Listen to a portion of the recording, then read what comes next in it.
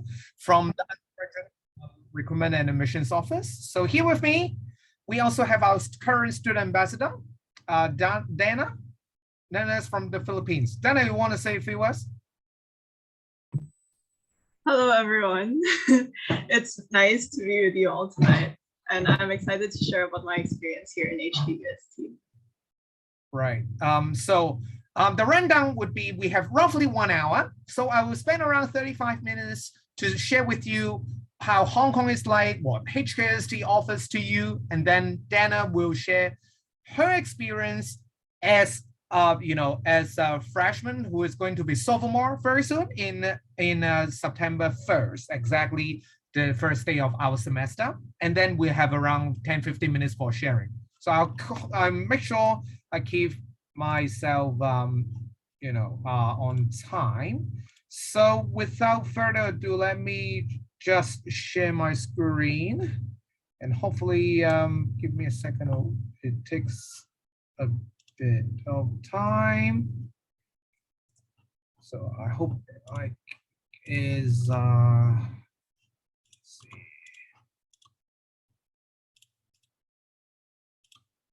see. Can you see the full screen now? Yes, Kyle.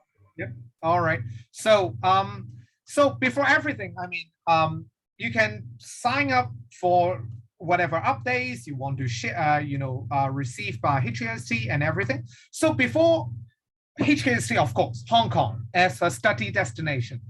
So what is so special about Hong Kong? I mean, you probably know how Hong Kong has been performing, or what Hong Kong is like in the past 10, 20 years. We have been a part of China for 25 years.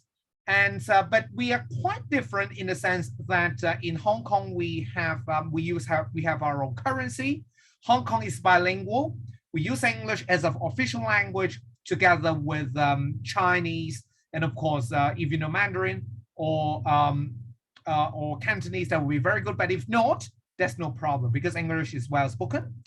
And also, Hong Kong, we have high-speed internet, no blockage, no VPS required to access to websites and everything. So we are a very vibrant city with a lot of universities there. We have nearly 7.5 million people in the city, and in a small city we have actually 8 government funded universities, and we have nearly 30 higher education institutes. So if you look for universities, if you are considering studying abroad, in Hong Kong, you can choose almost all universities available here because I'm sure you are fluent in English, and almost all our courses are taught in English. So you have a lot of choices here when you study in Hong Kong. And also, I want to tell you 3 things about Hong Kong. The first thing is low cost compared to a lot of countries. Our annual tuition fee will be around 18,000 to 22,000 US dollars, just the tuition. So if you compare that with the US, the UK, or Australia, that would cost you quite a bit less. And the second thing is we have high quality of education. In Hong Kong, for the 8 government funded universities, actually 5 of us ranked top 70 in the latest QS World Rankings. Of course, HKUST is one of them. And the third thing is you have the chance to stay back, to work, and to eventually get a permanent residency. Hong Kong has a permanent residency policy that if you work, if you stay in Hong Kong, you can work, you can study, you can just stay here with a valid visa for 7 consecutive years. And if you stay for 7 years, and you can get a permanent residency. So it's pretty straightforward. And for most university scholarships, if you are given one, it's not binding. So even if you get its very respective university scholarship or the government scholarship, it does not require you to stay back. But of course, we are most happy to have graduates to stay back in the city to get a very decent job and to contribute to the city and the society, of course. And Hong Kong also has low tax. We have so that you don't need to pay too much, and you have most of the national benefits And even as a student, you can use the government emergency servers, and as a student in respective universities, you'll be given, you can do medical consultation in the respective clinic with very low cost. So I've spoken a lot on how universities are different. Some of them in Hong Kong, as you know, Hong Kong can be said as quite similar to Singapore. We are also, with a mix of land use with urban area and the rural area. But Hong Kong, we only have 1/3 of the land use that are urban area, and 2/3 are the urban area with country parks, with hiking trails and everything. So HKUST is resided in by the sea, by the mountain. You can say we are quite a bit, just a bit away from the urban area, from the city center. To HKUST, you can get to the closest metro station. In Hong Kong, we call it MTR. In Singapore, it's MRT, similar thing. And by the closest MTR, you just catch a bus or a minibus, and it would not take you more than 10-15 minutes to HKUST campus. This photo tells everything. We are by the sea and along a little mountain. At the top of the mountain, you see those are the academic buildings. And when you go down along to the seafront, those are mostly the dormitories for students and for faculty members as well. By the sea, you see we have track and fields, we have water sports center, and we also have indoor and outdoor swimming pool. So staying in this rather cozy community, you have almost everything that you need. We have supermarket, we have a lot of catering outlets, we have McDonald's, and we have also a lot of other facilities, banks as well. So staying in HKUST gives you the opportunity to refresh yourself every day when you stay on our campus in the dormitories facing the sea. You are lucky enough to get a sea view room. You are getting 50% chance because it's either facing the sea or to the other side. For 1 year we have 4 seasons. Every season is different to the sea view. So, and we are also very strong academically and on research. We are not a comprehensive university. We are more, as its name, science and tech, but don't forget, we also have business, humanities, and social science as well. We are by Clearwater Bay. We are still Kowloon, the urban area, but in fact is a bit further to near the rural area. And the track and field photos, I hope they impress you. These facilities are for all students and faculty members who are staying here to use. And we have currently 4,600 dorm places. So compared to the around 11,000 undergraduate students that we have, we are talking about 4,600 of them who are staying at dorm. It's quite a good number, right? And from next year, 2023 September, we're expecting more than another 1,500. So a total of 6,000 dorm places for students to stay in HKUST if you study with us. Currently, the policy is if you stay in HKUST as an international student, you'll be given it for the first 2 years of accommodation. It's not binding. So it means that if you want to stay off campus, or I would just want my own studio flat outside, it's totally no problem. But if you want to stay, 2 years is guaranteed. And we also have the short auditorium. I myself have just been here earlier today. We have the Winter Olympics Team China, who we are doing Zoom sharing with them, and we are very happy to have such events with the China national team members and the coaches and everything. So this auditorium has more than around 830 seats for a lot of different use, like ceremonies and concerts. And as a student, you will get a chance to use these facilities a lot as well. So another view from the campus buildings to the sea. So this is, I would say, spectacular, overseeing, the northeastern side of Hong Kong.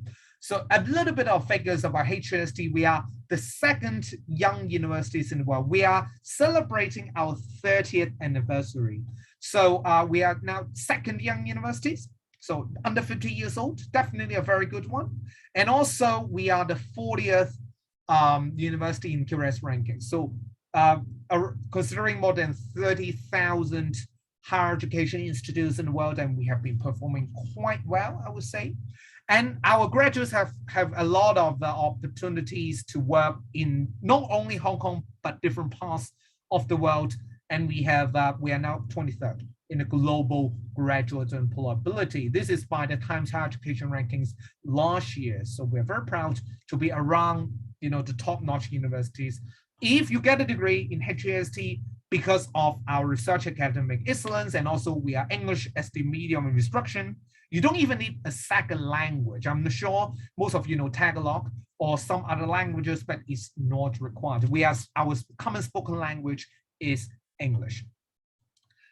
And although we don't guarantee students for an internship, and it's not actually required, nearly 90% of our graduates in last year's batch, class of 2021, have done at least one internship. So 87% of them. So if you get an internship experience, that's much easier for you to get the second one or the third one. And eventually that would be much easier and to give you much more opportunities for your graduate job. To be honest, of course, not everyone is going to work in a big company. Some of them would choose to work in a small company. Some would want to take a gap year. Some would want to pursue their own, further studies, masters or PhDs right after your university degree. And some would be their own boss. We emphasize a lot on entrepreneurship and the entrepreneurial spirit in HKUST as well. So you can be your boss, and quite some students who have already got their own company when they study with us, and with that experience as how it may be by blending in with their undergraduate study, that's naturally how they want to be their own boss right after graduation.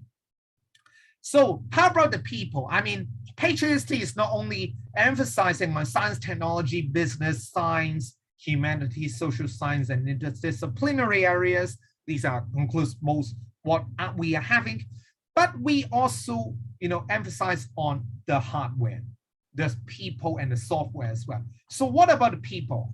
Our faculty members are all with PhD degrees. There are nearly 700 of them, and 74% of them are from outside Hong Kong, and we have the first in Asia in terms of citations.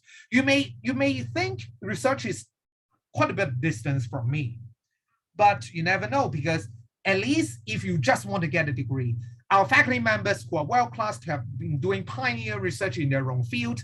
When they conduct lectures with you, when they do tutorials with you, they know the latest development, and they will be able to tell you the latest technologies or the ideas or the methods in the society, so that, the world is changing. You're not going to have a faculty members who told you only the theoretical knowledge 30 years back, but you have a lot of latest development or the latest information which are happening in the world.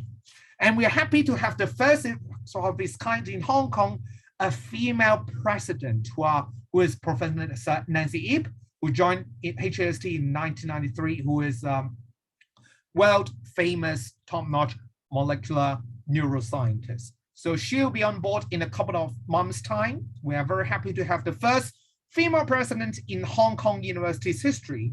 And that's also how we, emphasize on having, on giving diversity. Is not only about the nationalities, but also the talent.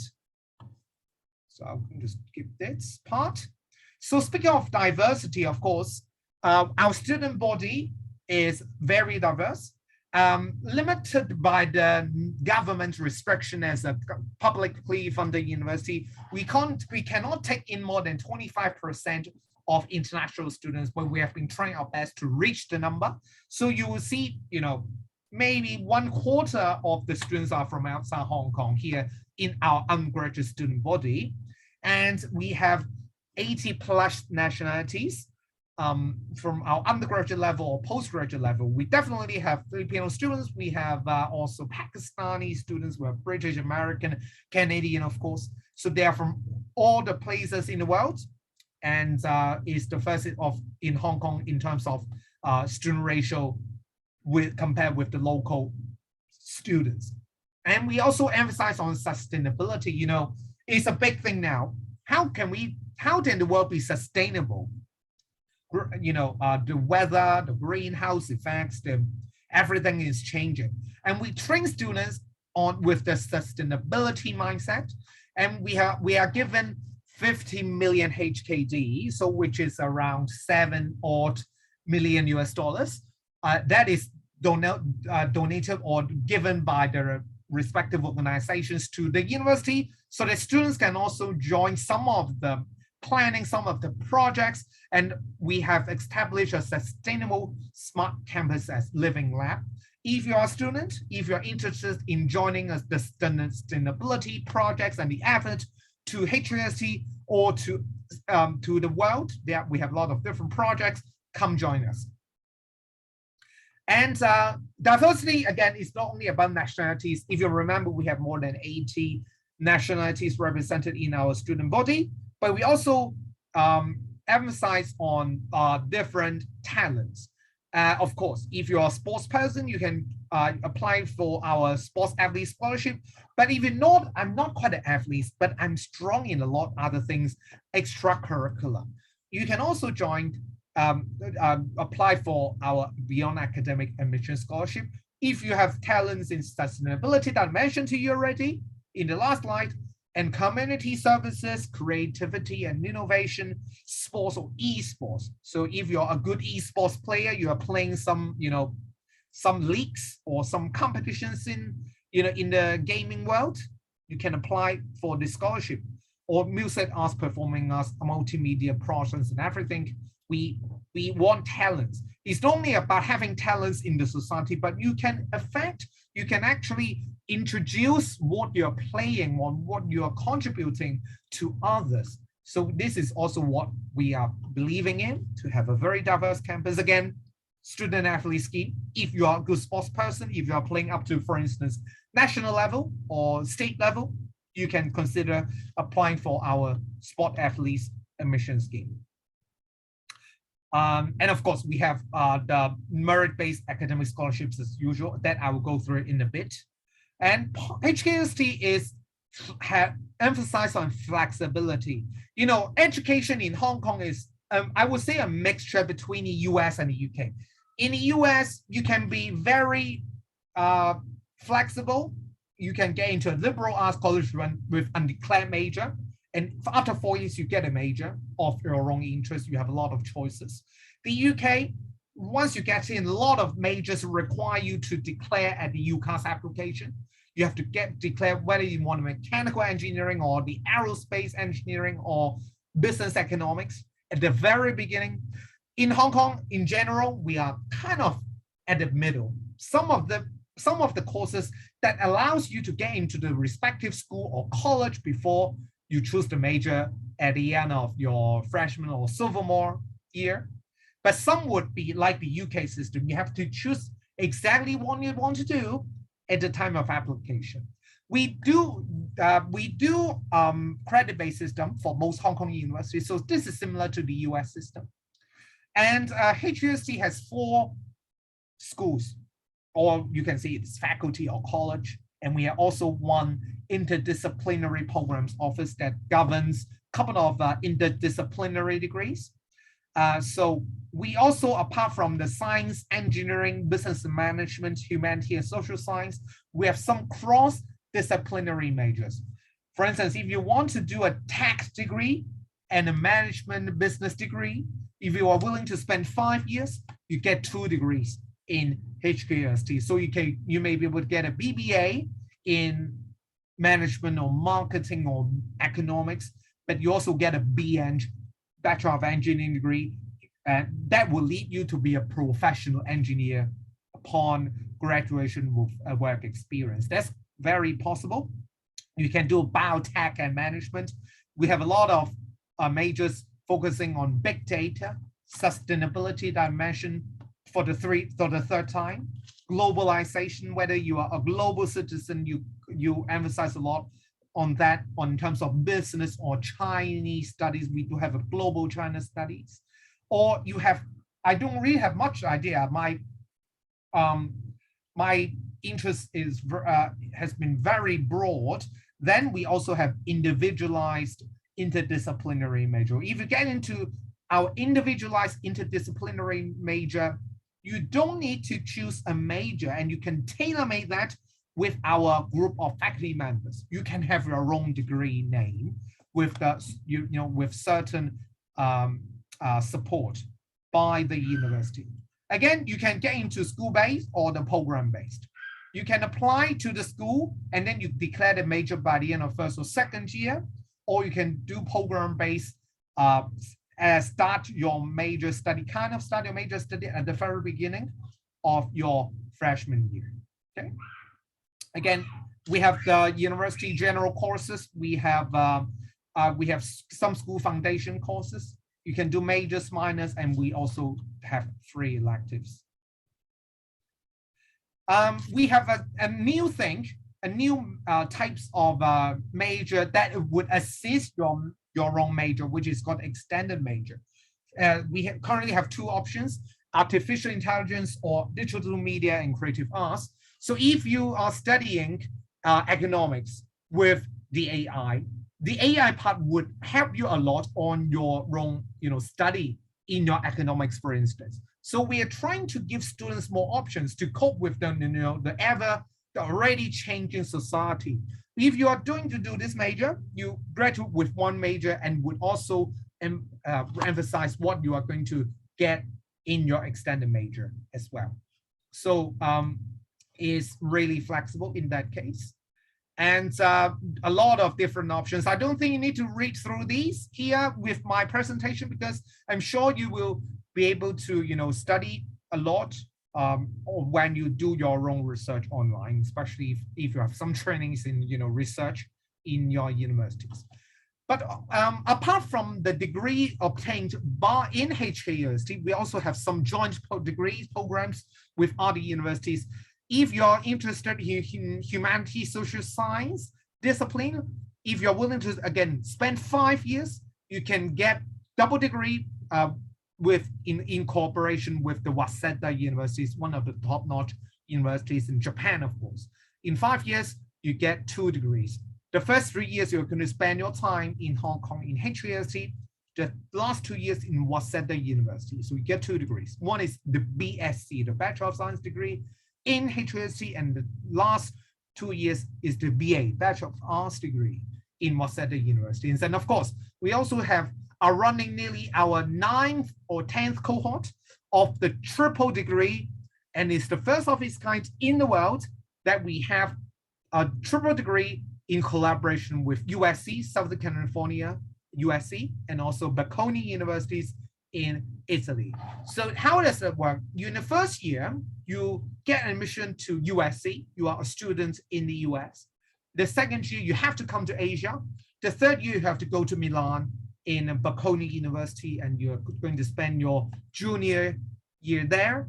And for the fourth year, when you're a senior, it's all of your choice. If you want to come to Hong Kong, you're most welcome. You want to go to US or Italy for your final year of study is also up to you. But 4 years, you get 3 degrees. You get 3 graduation certificates offered by the respective university. And in HKUST, you have boundless possibilities. I haven't mentioned too much on your choices, your opportunities to study abroad. We have very great exchange programs. You can spend 1 semester in our partnering university, and you don't need to pay the tuition there. If you know any private US universities that would cost you $60,000, $70,000 US, in HKUST, you are going to pay 18,000.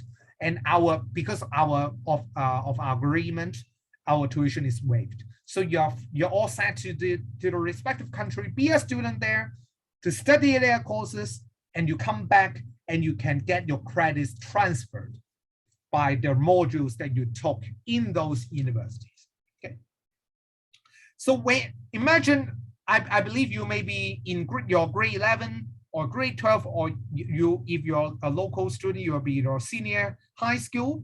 So you will have two choices again. You can apply to our school-based admissions or the college-based application, or you can apply to our direct major if that's allowed.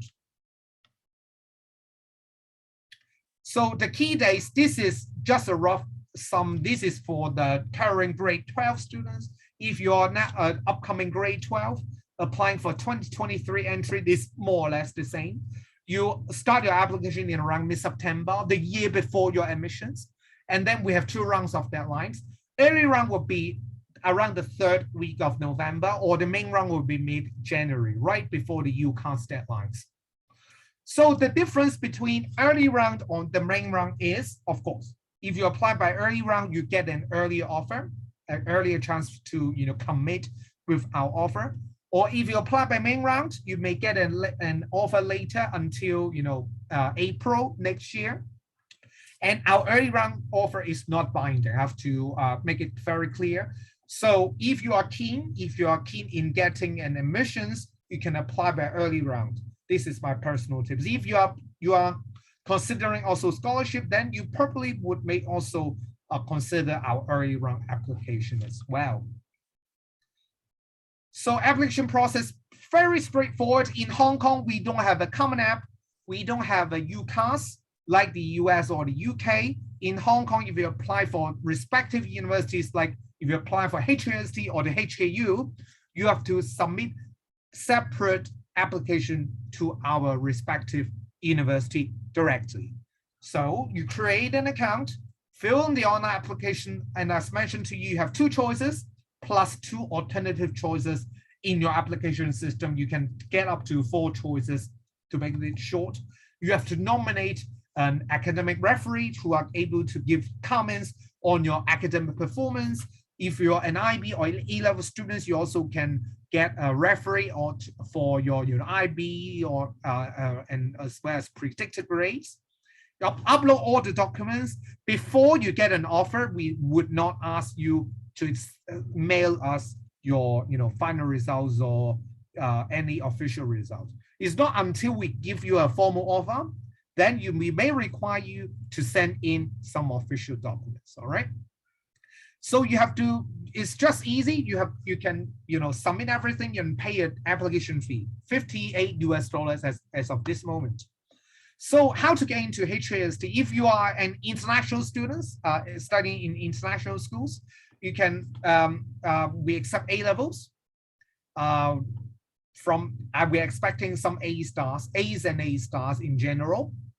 Or if you're IB students, we're expecting 30 odd points. This is the admitted student statistics. So if you're students from the mainstream, some from a senior high school, the K-12 system, we accept that as well, the Philippines K-12 diploma, but we're expecting more than 90% of your final grades in combination, okay?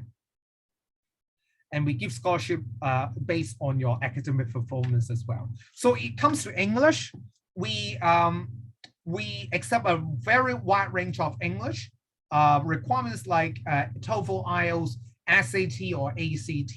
If you're in IB, we accept IB English. If you are in the British system, you have done the O levels or the A levels English. So we accept a B if you have taken second language in GCE O level, GCSEs, or the grade C in first language or grade E. So a pass in either the AS or A level English. So so if you are applying for our respective courses, of course, you can't be HUMS students applying for our science courses, for instance, because you don't have that senior level respective courses that you taught. But for instance, for our business courses, it's very rare that we have some requirements. Like, but if you are going to do some more statistics-based business courses like the finance, economics, and all those, we require math courses. But it's not like you are ABM, then you can get into our business courses. That's not the case. If you are a science student of course, you can apply for our business courses as well. So we are rather flexible in that case. But of course, if you are going to do our science major, of course, we expect you to have the respective level of high school study in advance. So scholarships, like this. Interviews compulsory for some of the courses, but not for every single course. Okay.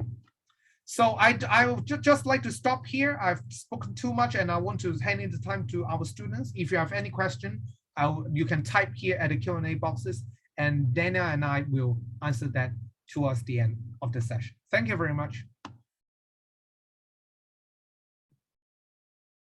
Okay, I'll be sharing my screen now.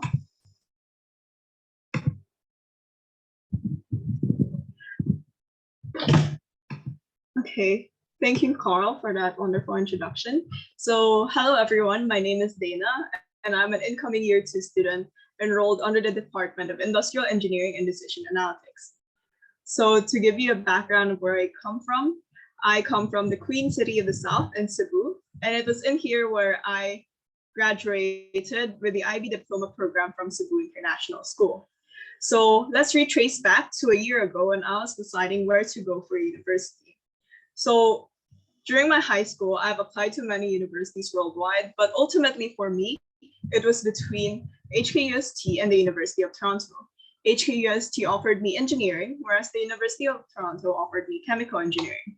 But after talking to both people from Hong Kong and Toronto, I've ultimately decided to come to HKUST, which I will now explain the reasons why. So first, why Hong Kong? The first reason why I chose Hong Kong was because of the weather.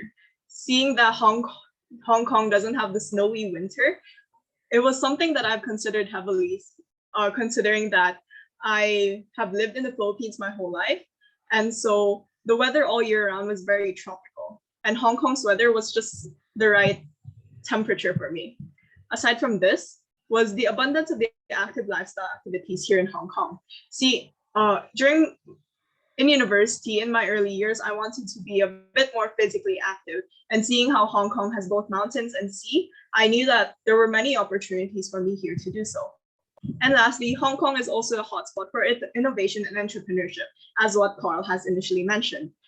So aside from engineering, I'm also interested in business, and seeing how Hong Kong is a global financial hub in Asia, I knew that I would be given opportunities here to explore the business world while studying my desired degree. So now let's get on to the specifics. Why did I choose HKUST? But first of all, I chose HKUST because of its flexible curriculum. So for example, as a student enrolled under the School of Engineering, I am given the chance to also enroll for other courses which are of my interest. So during my spring semester, I was able to enroll and take marketing courses, even though I was not in the School of Business. So HKUST allows you to take courses for you to explore your interests, and as well as further develop your skills as well. Aside from this, HKUST also has a diverse and engaging community. Coming to university, I wanted to meet people of different backgrounds, and HKUST is known to be the most international university in Hong Kong, with about 80 or more nationalities represented. And lastly, HKUST also has attractive exchange opportunities.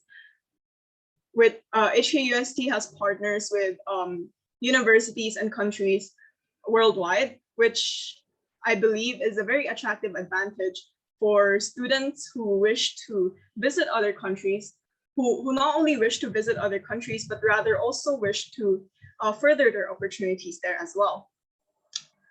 So now let me share with you things that I've done here in HKUST. So in HKUST, I have been part of the Student Ambassador Inauguration, where I have been officially appointed and started my duty as a Student Ambassador. Here, being part of the Student Ambassador team, we are given opportunities and workshops to further develop our social and interpersonal skills, such as one that I'm doing right now as a student sharer. Aside from this, the Student Ambassador community is a very welcoming community, and will also organize activities throughout the year, which can also help you which can also help you strengthen your relationship with your peers as well, such as one that has been recently held last June, which was the Student Ambassador Camp 2022. Now, if we look at the bottom left, we can see that I was also part of the Southeast Asian Students Association. And this is a student-led association where Southeast Asian students, including the Philippines, can not only find a home base here, but rather also have the opportunity to explore other Southeast Asian countries, cuisines, traditions, and people, and the like.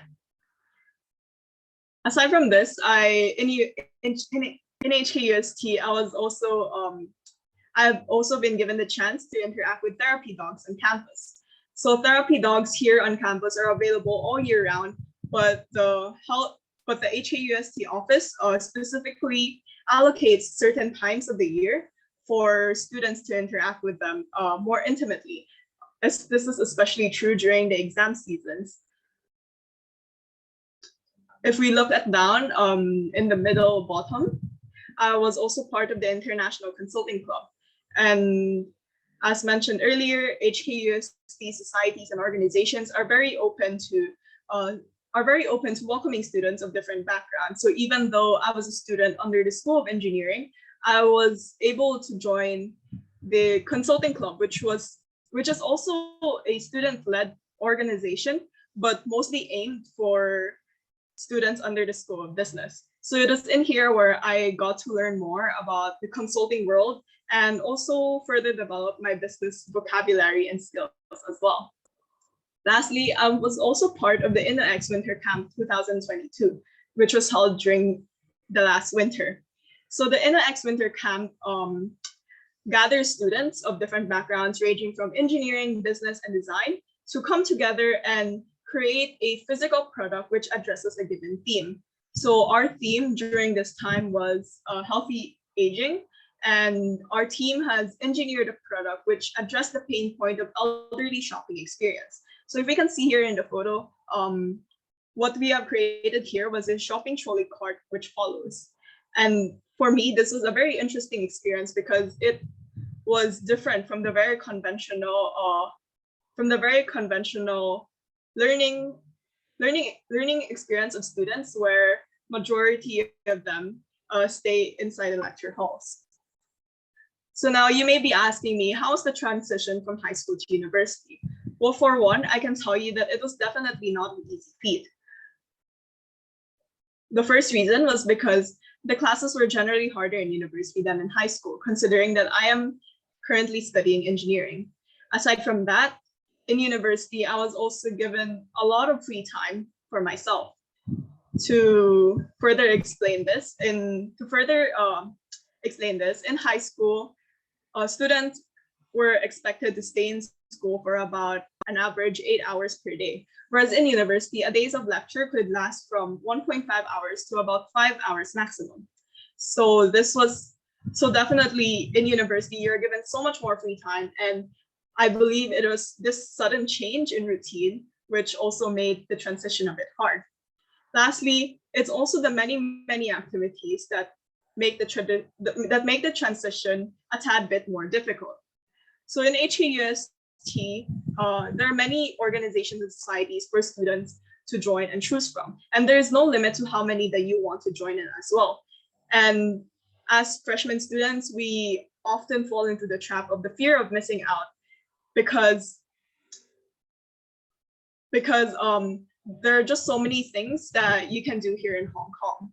And so instead of using the many free time that you have to study for your courses, many students would rather go out with their friends or engage in activities held by these organizations or societies.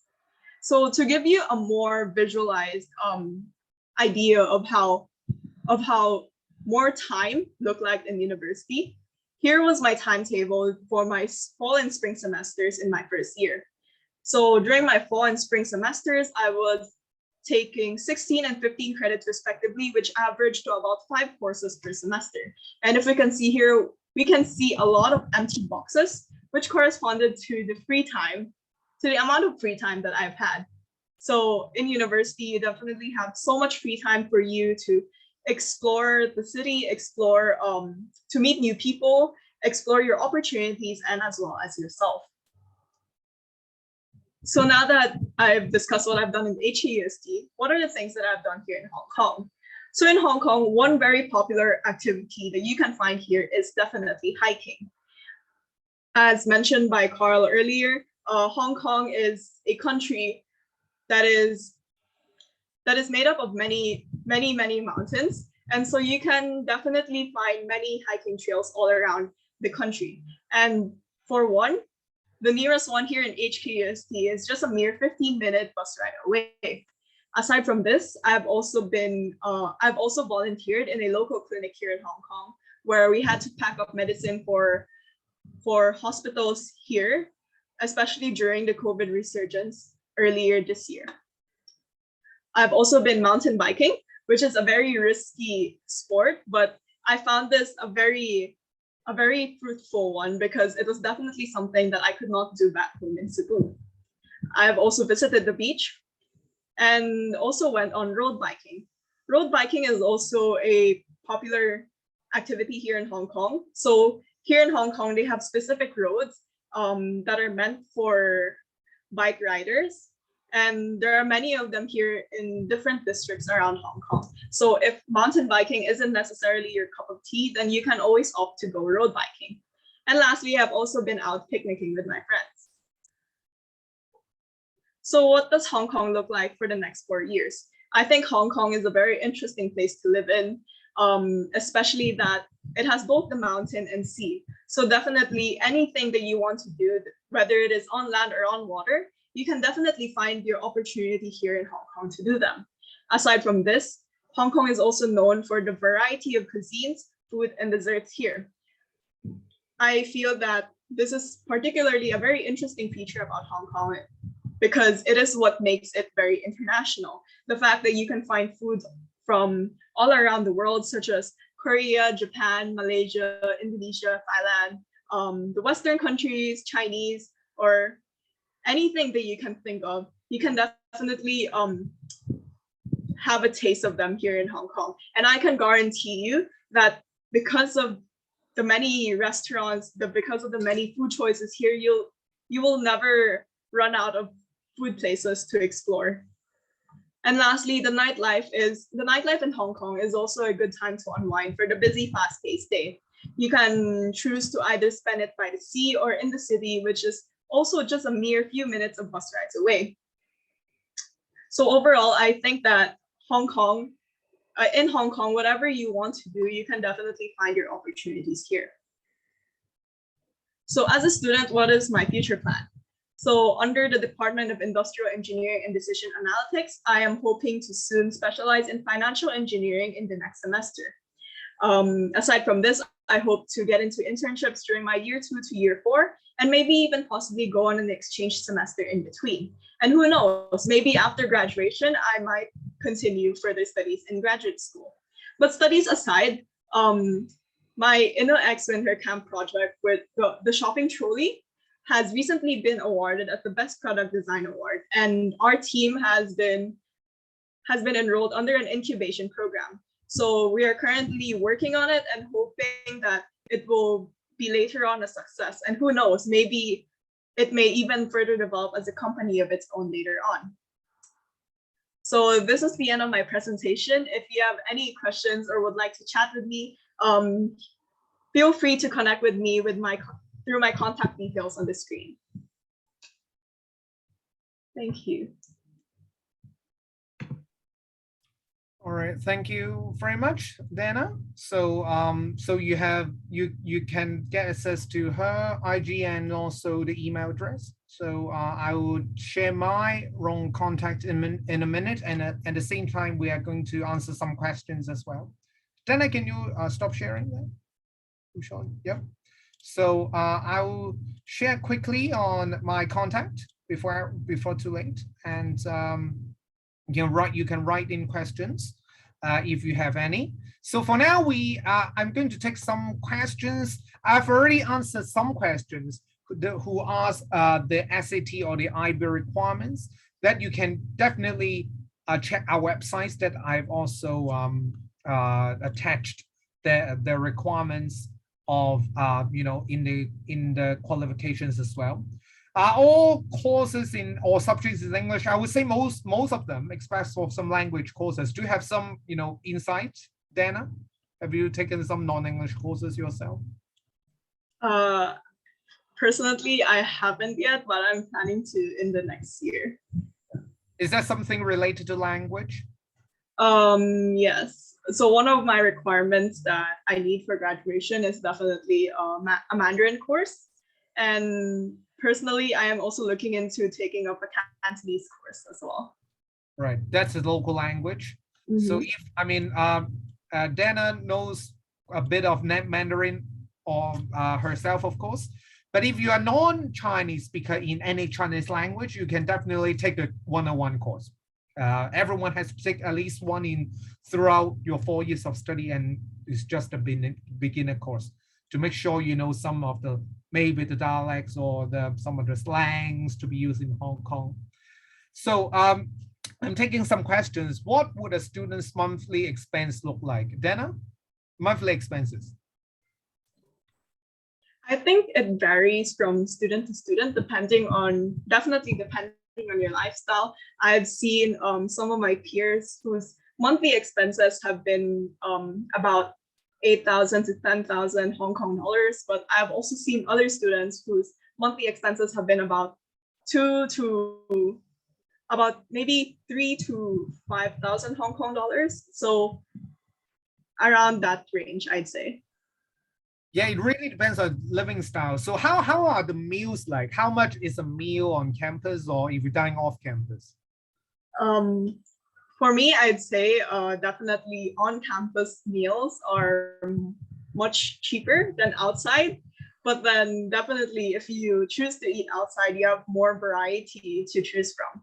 So on campus, you can find meals that are on average about 30 to 40 Hong Kong dollars. Whereas if you choose to eat outside, it can range from about 50 to maybe even 100 Hong Kong dollars. Right. So on campus is like $4 around 4 to 5 at most. But yeah, off campus it can be some more expensive.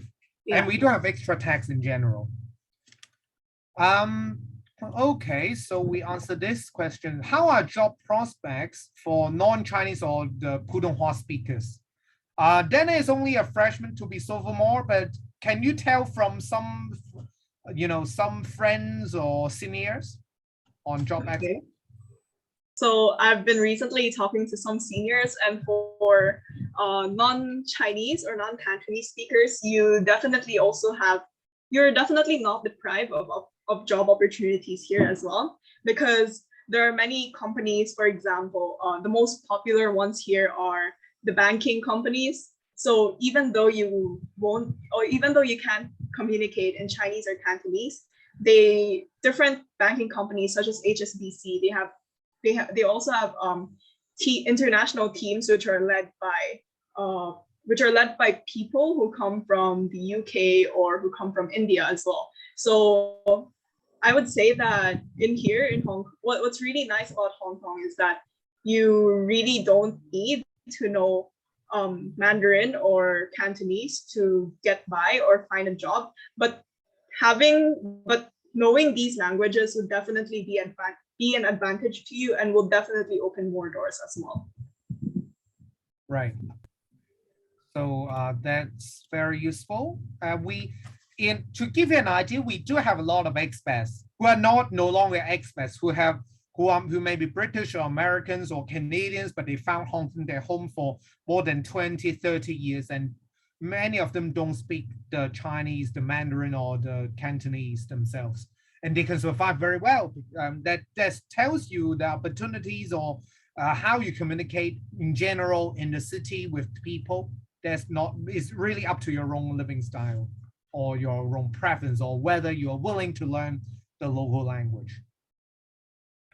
Do we have any medical related course? I don't think we have any in a major, but biotechnology, I'm not sure if that counts, or or the biomedical engineering in the individualized major, but definitely not something that will lead you for professional recognition like the nursing or the medicine, MBBS and all those. And unfortunately, we don't have these at this moment. If you are looking at medical courses in Hong Kong, I want to also share with you that if you want to do a medicine or a nursing degree in Hong Kong, some of the universities here, we have it like HKU or the PolyU, they have HKU has medicine, nursing, PolyU has nursing or physical therapy, but they may require you to have the local language because you will have practicum or the practical hours in the government hospitals as maybe one of the requirements to communicate with some of the locals who may not know the language. So this is something I want to share with you. How much would that be for dormitories? Dana, how much are you paying for at this moment? So I'm currently living in Hall 7. So I would say about one semester in Hall 7 would probably be around 12 to 13,000 Hong Kong dollars. So this already covers all the amenities here in Hall. So you have the electricity, the Wi-Fi, the water. Yeah. So does the hall come with a kitchen or laundry? Yes. So in Hall, for each floor you have the common rooms where it's where students come together and gather to eat or cook together. And in where I'm living in, we also have the laundry room, which is self-financed. So it is separate from your hall payment. And Hall 7 is a quite special hall because we also have our own study room here as well. All right, thank you. Does the school offer on-campus jobs? I can say for this, we do, and same for most other Hong Kong universities. So this is actually, I can share with you, that's the ministry's policy. It's the immigration departments of the government's policy that students can only work when it's during semesters that you have to study. You can only work on campus for no more than 18 to 20 hours per week. And you don't expect yourself to work for that many hours because of the fact that you also need to, study. And there may not be some, part-time jobs for you to work for 18 hours. You may work as a, student helpers in offices like my office, undergraduate admissions office, that we need student helpers to be at the counter to receive phone calls, to type inquiries, to prepare mailings, to do, research for work. But there are other opportunities that faculty members or professors would want students to help in for their research projects, but no more than 18 to 20 hours a week. And if it's not during semesters like the winter break, we have a 6-week winter break, or we have a summer break. If you don't take the summer class, you have 3 months of summer break, then you can work full-time. You can work in any other companies as a full-time intern for 3 or 2 months, all right? So this is possible when you are studying in Hong Kong. So what will students' monthly living expense look like? I think we have answered that already. And is there any scholarship for international students? We do offer scholarship on merit basis. Be you admitted through IB or A-levels, we have a table written online. If you are applying with other qualifications like the Philippines K-12 system, we also offer that. But when you apply, we will award that to you subject to our fund, our availability of our fund, and also your academic performance. We do give up to 100% full ride. It may not cover all the living expenses, but definitely for good students, 100% full tuition scholarship. If you are top students in IBs or other things, you also get stipend for your living expenses as well. I hope that helps. And for scholarship application, you don't need to submit to us on a separate way if you're applying for the merit-based scholarship. If you remember, I said earlier, that's the beyond academic scholarship that we want talents from, esports or arts or music, and not that type of scholarship. You need to submit separately, and it's all written online. Okay. So one last question before I really need to move on is about engineering. We have students or parents interested in environmental engineering, whether we have the programs in HKUST and the opportunities. I would say, you know, when it comes to environment, it's not only solely about engineering. It can be environmental science, which is offered. In HKUST, we have the environmental and technology and science itself as a major. But if you want to pursue an environmental engineering, the closest thing would be along the civil engineering department. We have a civil and environmental engineering, you know, cluster that you can also look at. So I can send you a link respectively, and you can take a look of the majors in that case for that particular student or parent. All right, so I think we are going to end this session. So any final words from you, Dana, as the students who are preparing, who are going to grade 12 maybe? I wish the best of luck for all your applications and for your future educational endeavors. And hopefully we get to see you here in HKUST soon as well.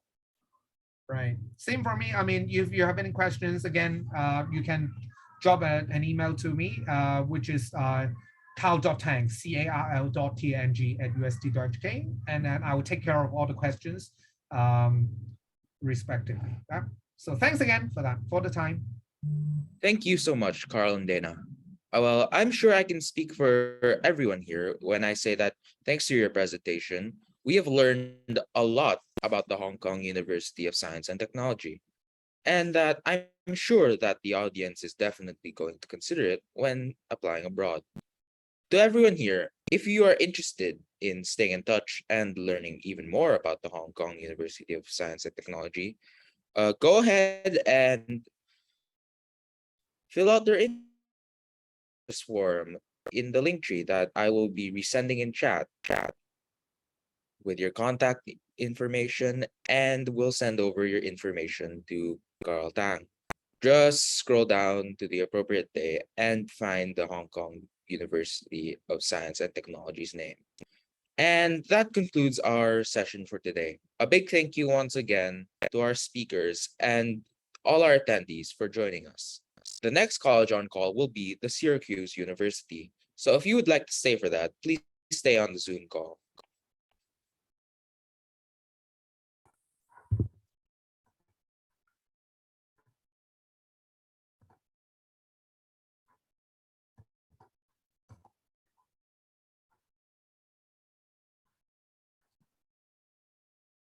Hey, Good evening. sorry, can you hear me? Should we start? Yes, I can hear you properly. Okay. Hi, guys. I hope you had a good evening so far. Now, tonight, we have another amazing university joining us. But first things first, we would like to thank our sponsors, the Princeton Review Philippines, OG Student Services, LIMS Review Center, Study International Philippines, AIM Review Philippines, ICLA at Yamanashi Gakuin University, and last but not least, our speaker for today, Syracuse University. Now, I am happy to introduce today's speaker, who is, as you know, representing Syracuse University. They will be here with us for an hour to present about the academics, student life, and more in their university. After the presentation, they can also answer any questions you might have for them. To our attendees, if you have any questions at any point during the talk, please feel free to send them through the Q&A feature. I will also link an interest form in the chat if you want to send your contact details to be forwarded towards Syracuse University. Just scroll down to the appropriate day and you should see their name and a link to the form. To our speakers, at the end of the information session, please feel free to scroll through the questions in the Q&A and answer those that you wish to. I'll also be recording the session if that would be okay with all of you. Without the That's okay. further ado, here's Shirley. Thank you so much, Baron. So before we start our presentation, I would like to show you a very quick video of our university so that you can have a visual overview of what we do offer, what is the university, and how does it looks like. And then after that, I'll be having a presentation, and I also have one of our current students from the Philippines who will be talking about student life on campus. And hopefully by then, we'll have plenty of time to answer any of your questions, okay? So let's start with this video, and I hope you'll enjoy it.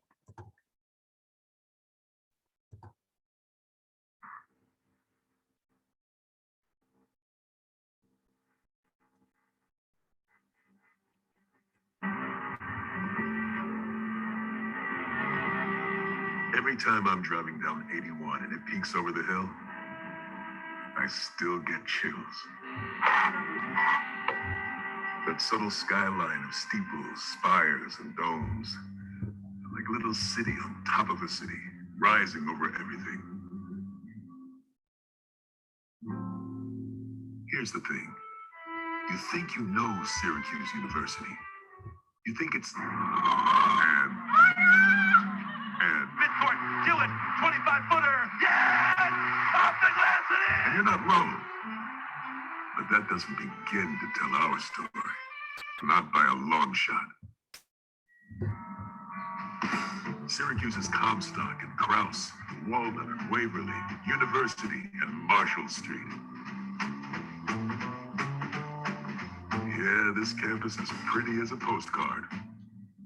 But it sure isn't flat. It carves and winds, climbs and dives, inviting exploration. That's kind of the whole point. Syracuse gives you the space and freedom to figure out who you want to be. It turns out who we are is a lot of things. Groundbreakers, change makers, artificial heart creators, spacewalkers, war and shuttle commanders. We're storytellers. Stories on courts and fields, stages and pages. Stories of how it all began. Songs collide into each other. Stories that flow. Stories that are smashed. We're writing the next chapter in our country's history. What's a good story without character? Sassy, sarcastic. Hey, our streets are covered in salt now. Surprising that we tell it. Some of us say Syracuse, Syracuse. Others say Syracuse. Pronounce our name. All shouted crowd. Especially here. That's right.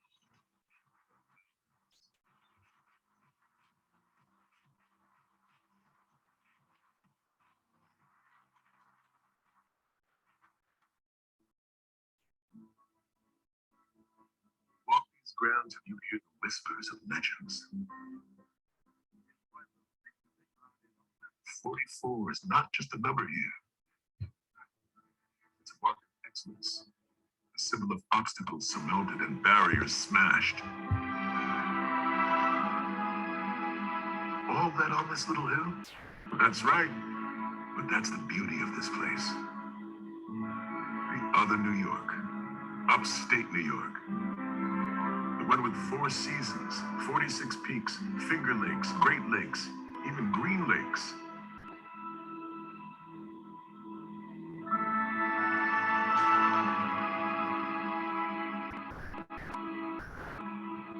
And okay, if we could address the big white elephant in the room. Sometimes the snow comes down in June. Yes, there's snow, lots of it. But before you go feeling sorry for us, don't.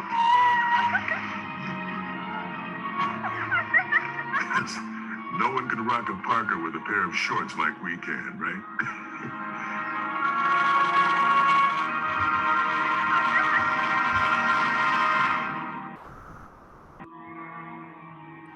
Do you even know how pretty a city can look under a fresh white coat? No matter how cold it is. Nothing a bite of varsity pizza can't fix. See, people here endure the messiness of life, the slush and the grit and the grime. Come here the first day the weather breaks, and you'll find that our spirit never did. Visit on a crisp October day, with the cross chimes ringing and the foliage painted, and you'll see the true colors of this place. How's that for a Rust Belt? Syracuse University, the climb up the hill is never easy, but there's always a fresh view at the top.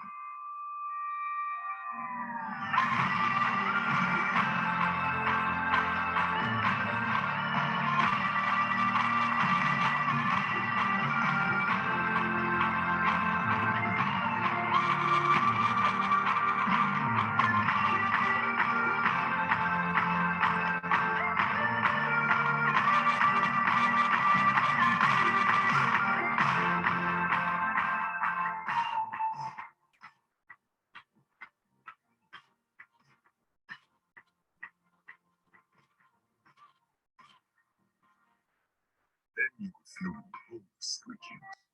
You'll know the power of this place and why so many choose to call it home. Look at Cuse, and you'll see us in our name. And when you're one of us, it's forever.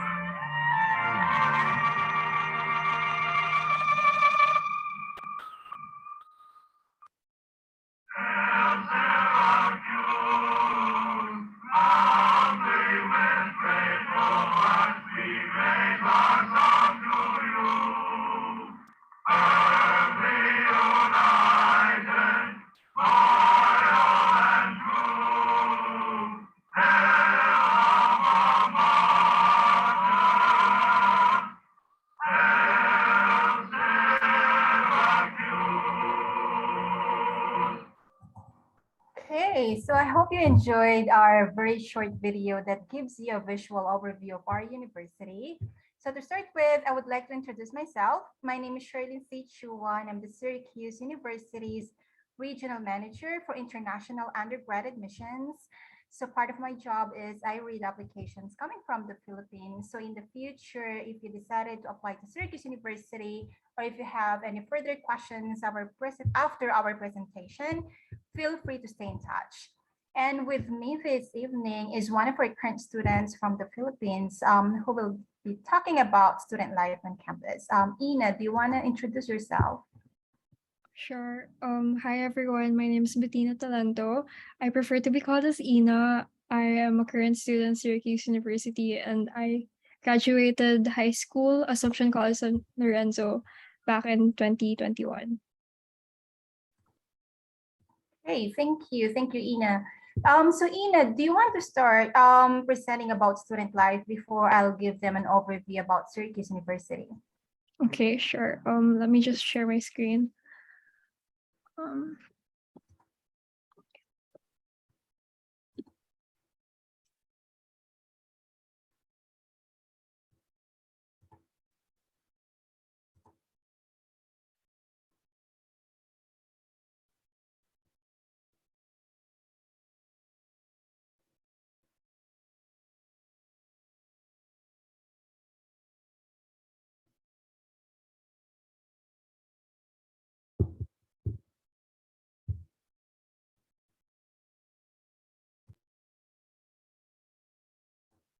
I think you're muted.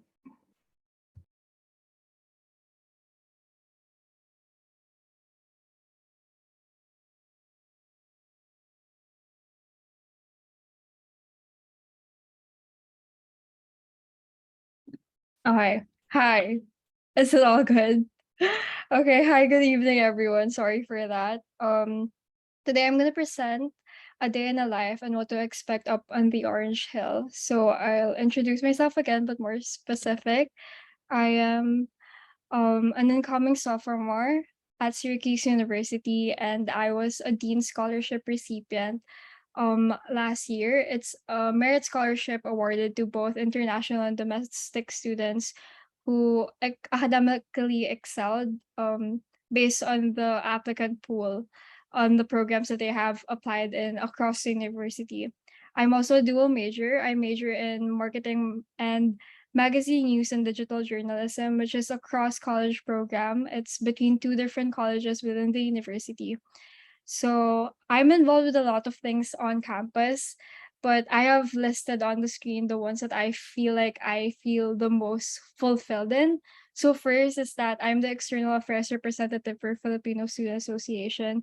I basically handle all the collaborations with university organizations and organizations across the Northeast, as well as other outside collaborations. So, for example, I worked with an art gallery, a local art gallery in Syracuse. I've worked with University of Albany and such. Um, so I'm also a committee member for the Asian American and Pacific Islander Heritage Month, the planning committee for that, which is basically a university-wide and month-long planning committee celebration for Asian American and Pacific Islander identities within campus. And trust me when I say it's such a big celebration because we were able to get Michelle Zahner from Japanese Breakfast and Ryan Bergara from BuzzFeed Unsolved to judge a male beauty pageant. But again, these are the things that the university does to celebrate your identity and to celebrate again us as a minority within campus. I'm also the social and public relations chair for a newly built student advisory board, the Asian and Asian American Studies Student Advisory Board. It was created by this professor who headed the Asian and Asian American minor program under the citizenship and public affairs college within the university to get the insight of students and of Asian and Asian American students within campus of how they can better promote this program and how we can better integrate the community with our community with the other communities within campus. I'm also part of the marketing club within campus. I was a marketing associate for Orange Citrus Racing, which is an engineering based club where they build their own race cars and then they race at the end of the year, which I'm not really sure of. I was just their marketing associate. I'm also part of the Economic Student Association because I was looking forward to declare a minor in it. I'm not sure, but there's already a lot of my plate on my plate, but I love it. I love the activities. I love the engagement within campus. I'm also employed as a peer leader. I'm basically gonna be a teaching assistant for a course next semester on campus, but that is my professional name. Yeah, I'm also an ENFJ and my top three is Capricorn, Pisces, Capricorn. Okay, so I know that it would be so cliche to start a presentation about the university with a drone shot of the campus. But that's exactly what I'm gonna do because the first thing you do in the day as a student in Syracuse University is to walk to your classes. And honestly, it's my favorite part of the day. I love the quiet. I love listening to my music and just walking across this beautiful campus, no matter what season it is. Because again, the pictures just bring it no justice. It's a beautiful campus and it has so much life in it. I walked to campus with snow all over it and just people sledding down the hill. It's very interesting, but again, very fun. And it's the best way to start my day because classes there are very rigorous and engaging. And I'll get into it and the reason why. Oh, okay. So you can expect smaller class sizes on average. Most of my classes the last two semesters were in average just 20, even less sometimes, 20 to 50 students. I had one class that was around 200 students. It was a big lecture hall. However, since your professors, they are very interesting people and they are very, very cool. They require a lot of engagement. Even on those 200-person lecture classes, and I'll get into it later. Again, so the professors are most likely going to be professionals in your field. you really have to value the network accessible to you. I've had a friend who was able to work. She as a freshman, she was able to land an internship in the Cannes Film Festival because she made a lasting impression on a professor that we all worked with. So you can work with founders of Billboard. You can work with lawyers, professionals in your field that truly know how you can advance in the career that you wanted. So again, I can never say this enough. Value the professors that you work with, and it is easier because again, like I said, you have a smaller class sizes. And now going into the activities, you really have to be ready for everything. You can be working on a reflection paper 10 minutes before, and then you're going to be in a FaceTime with Young Thug, and you're going to be able to ask him questions about his career, the music industry, and stuff like that. This is a true story, by the way. Like, I'm not kidding when I say that you really have to be ready for everything for your classes, because they really try to engage you and try that you are able to apply whatever you learn from the class immediately after. With that being said, though, the workload is quite heavy. I'm saying this in a perspective of someone in a dual program, so I guess it's not really a universal experience within the campus, but you really have to be able to value your time with the things that they make you do there. And it is doable, for sure it is, because I'm able to do it on top of every organization that I'm involved with. So that's all I have to say, and it's gonna be very fulfilling. I swear.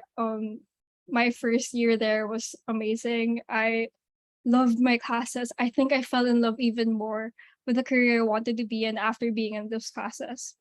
So after classes, there's only 5 options that you can do. You can either eat, you can work on your health and wellness, or work with your org life, study, or work on your social life, because again, it is college. Um, and honestly, you can do all of those in one day. Trust me when I say this. Like, if you really want to do, you would make time for everything.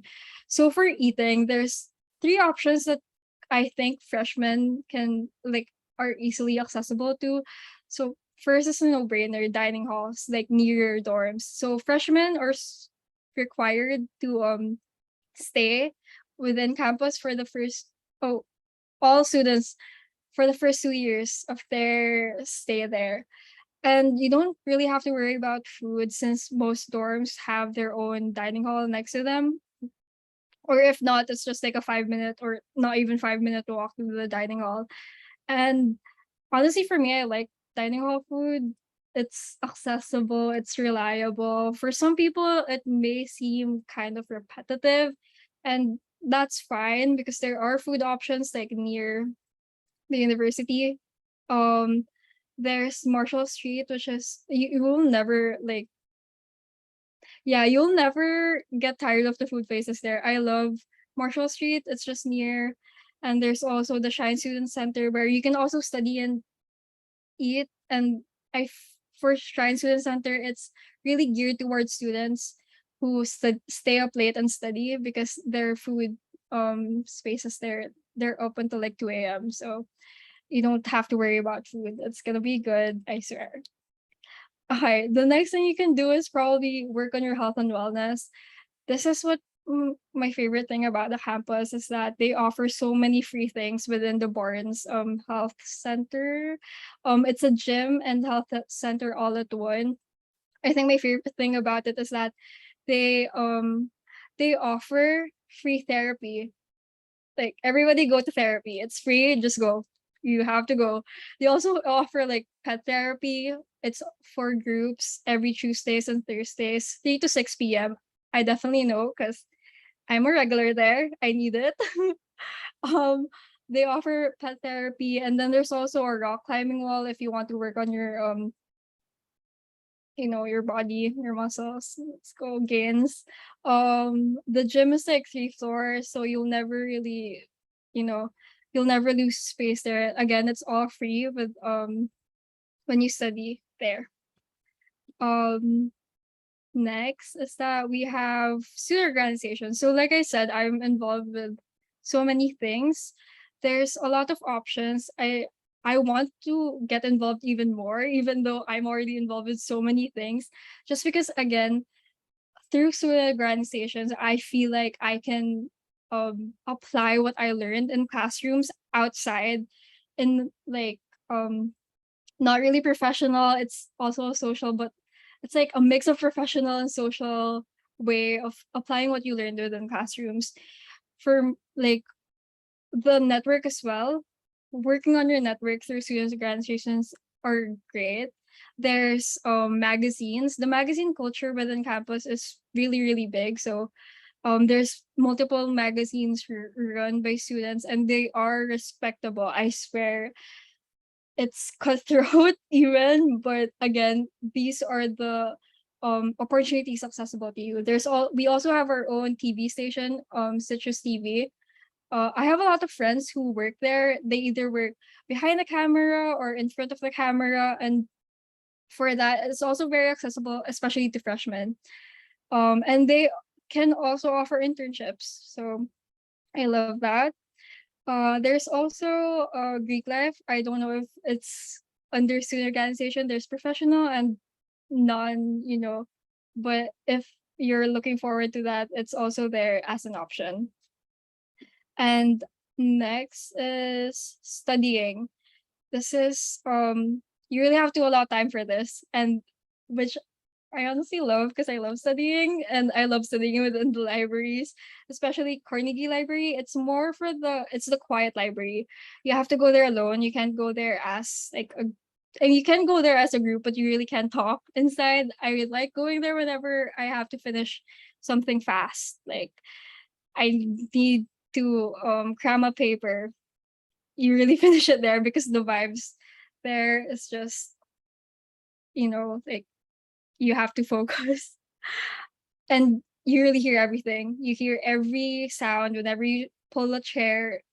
Yeah, but if you're not up for that, there is another library within campus that is more geared for group studying if you're better with studying in groups.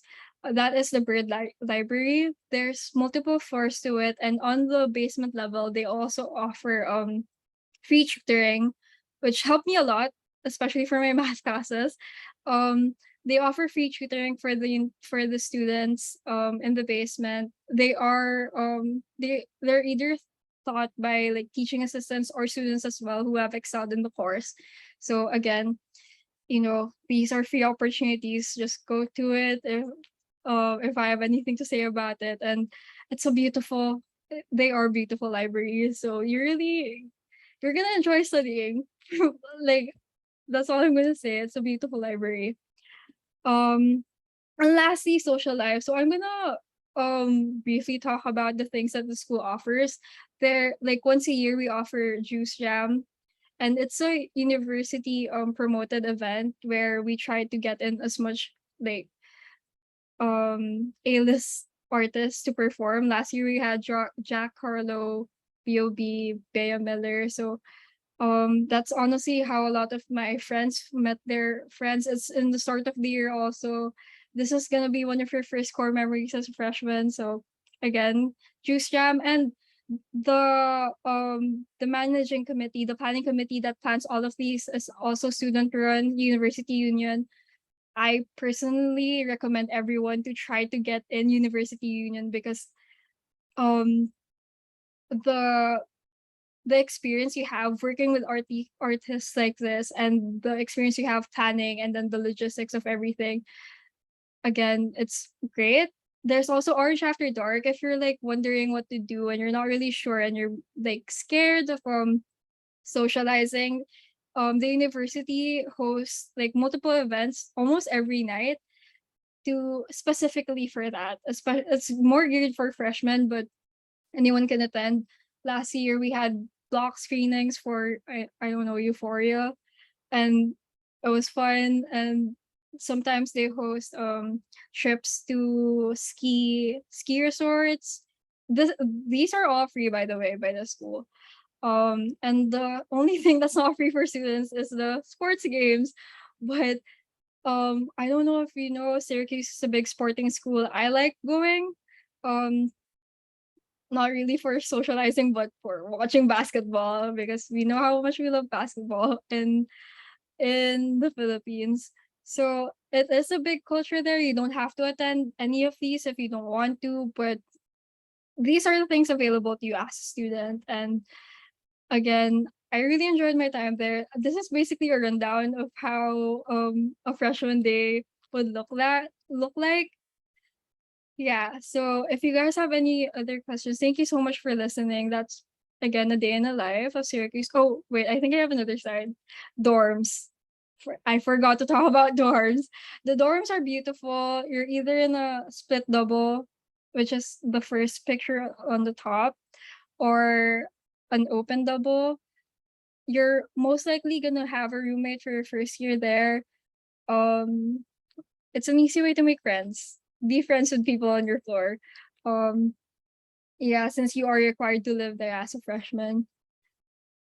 Uh, what else? Yeah, I think that's my last slide. Thank you so much for listening. If you have any questions, that's my email and that's my personal handle. Yeah, thank you so much. Thank you so much, Ina. Very well said. So I'll be sharing my slides. Just a quick overview about all the programs and admissions requirements for Syracuse University. So we're located in upstate New York. We're easy distance driving from bigger cities like New York City, Boston. We're also close to Canada, so we're very close to Toronto, Montreal. It's in the upstate New York where you can experience 4 seasons. So you'll get the chance to experience the winter, the spring, this summer, and then the fall as well. Each seasons will give you different activities that will help you to be closer to the community, to the city. And at Syracuse University, there's a lot of options that you can choose from. We have more than 200 majors and 100 minors. We divided these majors and minors into 9 individual undergraduate colleges. So we have the College of Arts and Sciences, which is the heart and soul of Syracuse University, where you'll find programs such as humanities, social sciences, which is the Maxwell School, natural sciences, mathematics. And for those students who are still undecided what to study for college, we can accept your application by declaring undecided, and we will place you to the College of Arts and Sciences. Then we also have our School of Architecture. We have our School of Education, the College of Engineering and Computer Science. We have our Fall College and Sports. We also have our Visual and Performing Arts. Of course, we have our business school, the Whitman School of Management, and then the Newhouse School of Public Communications. So each of our 9 individual colleges, they're offering a lot of majors and minors. And at Syracuse University, you have the ability to design your own diploma. So you're not just restricted to your major. For example, like what Ina's been doing, she's doing double major from 2 different colleges. So she's doing classes in the Whitman School of Management and then another class at the Newhouse School. Another option is you can just focus with one major. For example, College of Engineering, but let's say if you have some other interest like psychology, music, business, then you can declare those as minors. So meaning to say you can get classes across the university. You're not just restricted in the college where you got admitted. And then our classes are small. We're maintaining an average class size of 26 students per class to ensure the attention you need from the professors and for you to be able to express yourself. And each of our 9 undergraduate colleges, they have their own academic and career departments. So for example, you applied to Syracuse, you got in, you decided to join us. Even before arriving on campus in the fall, you already have your assigned academic advisor. So your academic advisor will help you and guide you through when it comes to course selection every semester. So it will be easier for you to determine, let's say, what are the courses that you need to take. And the advisor will make sure that you'll complete the program within 4 or 5 years, depending on what major you're doing. And for example, you had a change of heart. Let's say you got in for engineering, but when you arrived on campus, you just realized you don't want to become an engineer. You like to become a businessman. So you can easily transfer from engineering to our business school through the help of your academic advisor. So there's particular courses you will be advised to get, and then the application process and the deadlines The advisor will work with you so that they'll make sure that you'll still complete your program within 4 or 5 years of your university days. Then aside from your academic advisor, you'll have your peer mentors as well. So these are students with the higher years that will help you and support when it comes to course selection. And aside from academic advising, you'll have career advisors as well. So each colleges, they have their own career departments to help you when it comes to internships. So you'll see yourself attending career fair. You'll get to see companies not just from Syracuse, not just from New York, but from different parts of the United States. They come to Syracuse, they recruit our students for internships. And that is the reason why many of our students, even before they graduate, they already have multiple job offers because they love our students. They see how hardworking they are while doing their internships. And Syracuse is a Research One university. That's something I would like to emphasize. There's a very few R1 universities in the US, and we are one of them. There is a lot of research opportunities waiting for you. And when we say research, it's not just about laboratories or sciences. There's a lot of research happening on campus, like research in sports, performing arts, in business, communications, name it. We have a dedicated center for research for undergrad. It is called SOURCE. That's the Office of Undergrad and Research Department. And you can become part of the research team. Just try to figure out what type of research you would like to be involved, and then you stay in touch, try to demonstrate your interest. So that means you can be a part of the research team. You don't need to wait until you reach your master's or PhD degree. So aside from our main campus, we have study abroad opportunities for our students. These are optional, but something you would like to consider as well, an opportunity for you to spend 1 semester up to 1 academic year outside the US. So we have dedicated centers in the UK, we have in Spain, in Italy, and where else? In Chile, we also have in Santiago, and we have in France. So you can spend 1 semester or up to 1 academic year when you reach maybe your 3rd year or 4th year. And then we also have Discovery Program. This is the opposite of study abroad. This is an opportunity given to students applying to the College of Arts and Sciences, or to those students applying to the College of Engineering and Computer Science, where you can spend your 1st year, 1st semester in the UK or Italy or France before joining us in Syracuse for your 2nd semester of your 1st year. Okay, so again, these are optional. But if you're just looking for short-term study abroad programs, just for experience, let's say in the summer, we work with more than 60 countries and we offer more than 100 programs to choose from. So there are opportunities in places like Australia, in Japan, in the Middle East, and so on. And like what Ina said, there's a lot of things you can do on campus. We have more than 300 student and organizations you can choose from. And like what Ina has been doing, try to be involved as many as you can to start to network. So aside from, what type of organizations? Like we have academic, we have cultural, we do have association per culture. So like what Ina said, just part of the Filipino culture. We have Spanish, we have American, we have Middle Eastern. There is a lot of opportunities for you to network internationally. And yes, again, the Barnes Center, something that we are really proud of. It's a 4-story building, an integrated health, wellness, recreation services all in one. We just want to make sure that you are always physically healthy, not just physically, but mentally and emotionally stable all the time. Then the student center that Ina also talked about earlier. So aside from a place to hang out with your friends, this is a dedicated center for multicultural affairs, a dedicated center for disability cultural center, and also LGBTQ resource center.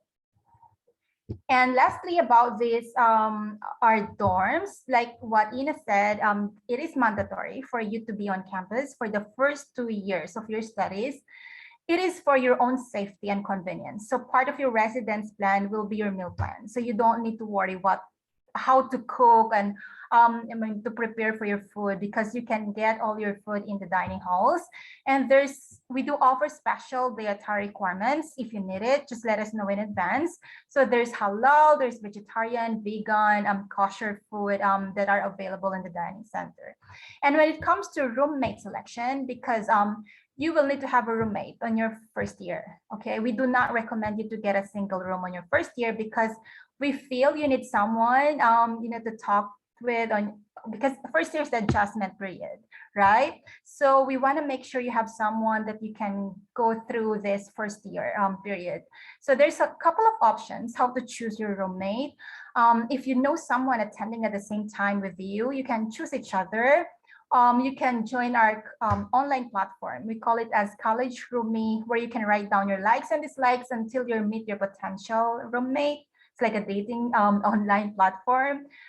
You can also experience the random selection, which is very fun. So the university will pick your roommate for you. Or you can join the learning community. So this is an opportunity for you to live with a group of students in the same residence hall in the same floor that has the same interest like yours. Like what you can see on your screen, this is a learning community for students in the engineering and computer science. So their academics learning community.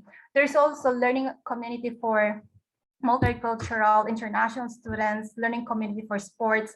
There's a lot of options for you.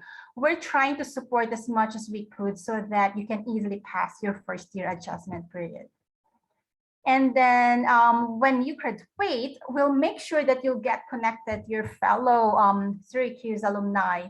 We have alumni from 50 US states and 178 countries. So wherever you go after you complete your studies at Syracuse, you'll be connected to Syracuse community. So these are just some of our famous alumni. Of course, we have the current president of the United States, Joe Biden. He is a Syracuse alum.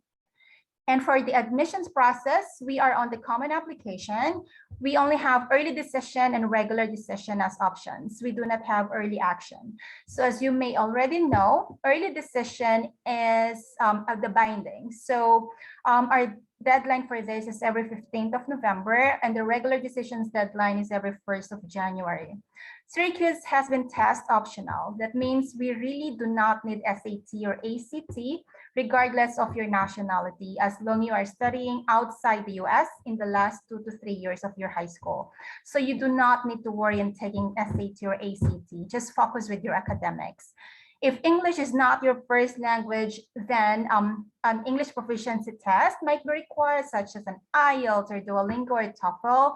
But usually I do waive the English requirements for students studying in the Philippines because I'm very familiar about the curriculum, whether you're studying in a public or private school. I know that English is the medium of instructions. So what can help sometimes is to have an interview with me. It's like a virtual interview, Zoom interview, so that we can evaluate your English proficiency. And at the same time, you can demonstrate your real interest in university, and that can create a good relationship between us. What else? We will be requiring your transcripts throughout high school. So your grade 9, 10, 11, and any available senior grades at the time you apply will be very helpful, especially if you're doing IB or A-level. So any predicted grades will be very helpful for us. And if you're applying for programs such as architecture or arts or design, a portfolio is a requirement. If you're applying for dance or music, an audition is part of the requirement as well. And lastly, we do offer merit scholarships. There is no special application for this. You just need to apply to Syracuse University. And if the system sees that you are an international student, you will be sent to our team, which is the international team. So all international students will be evaluated for merit consideration based on your academic and personal achievements. So when you get your admission letter, if you're one of the recipients, it will just mention that, hey, you got a merit scholarship with this amount. And the amount varies. It can be up to full tuition, but of course that is very limited, down to 50% or 20,000 or whatever it is. Whatever amount you received on your first year, it will be automatically renewed every year. So if you get, let's say, 50% less, it will be throughout your education at Syracuse University. All you need to do is to maintain your grades as required by your respective college. And if you are a US citizen, or residents, or even green card holders, you will be eligible to apply for financial need based if you need it. So additional opportunity for you aside from the merit scholarships. Okay, so that is a very quick overview of our university and the student life on campus. I think now we're ready to answer your questions. Let me see.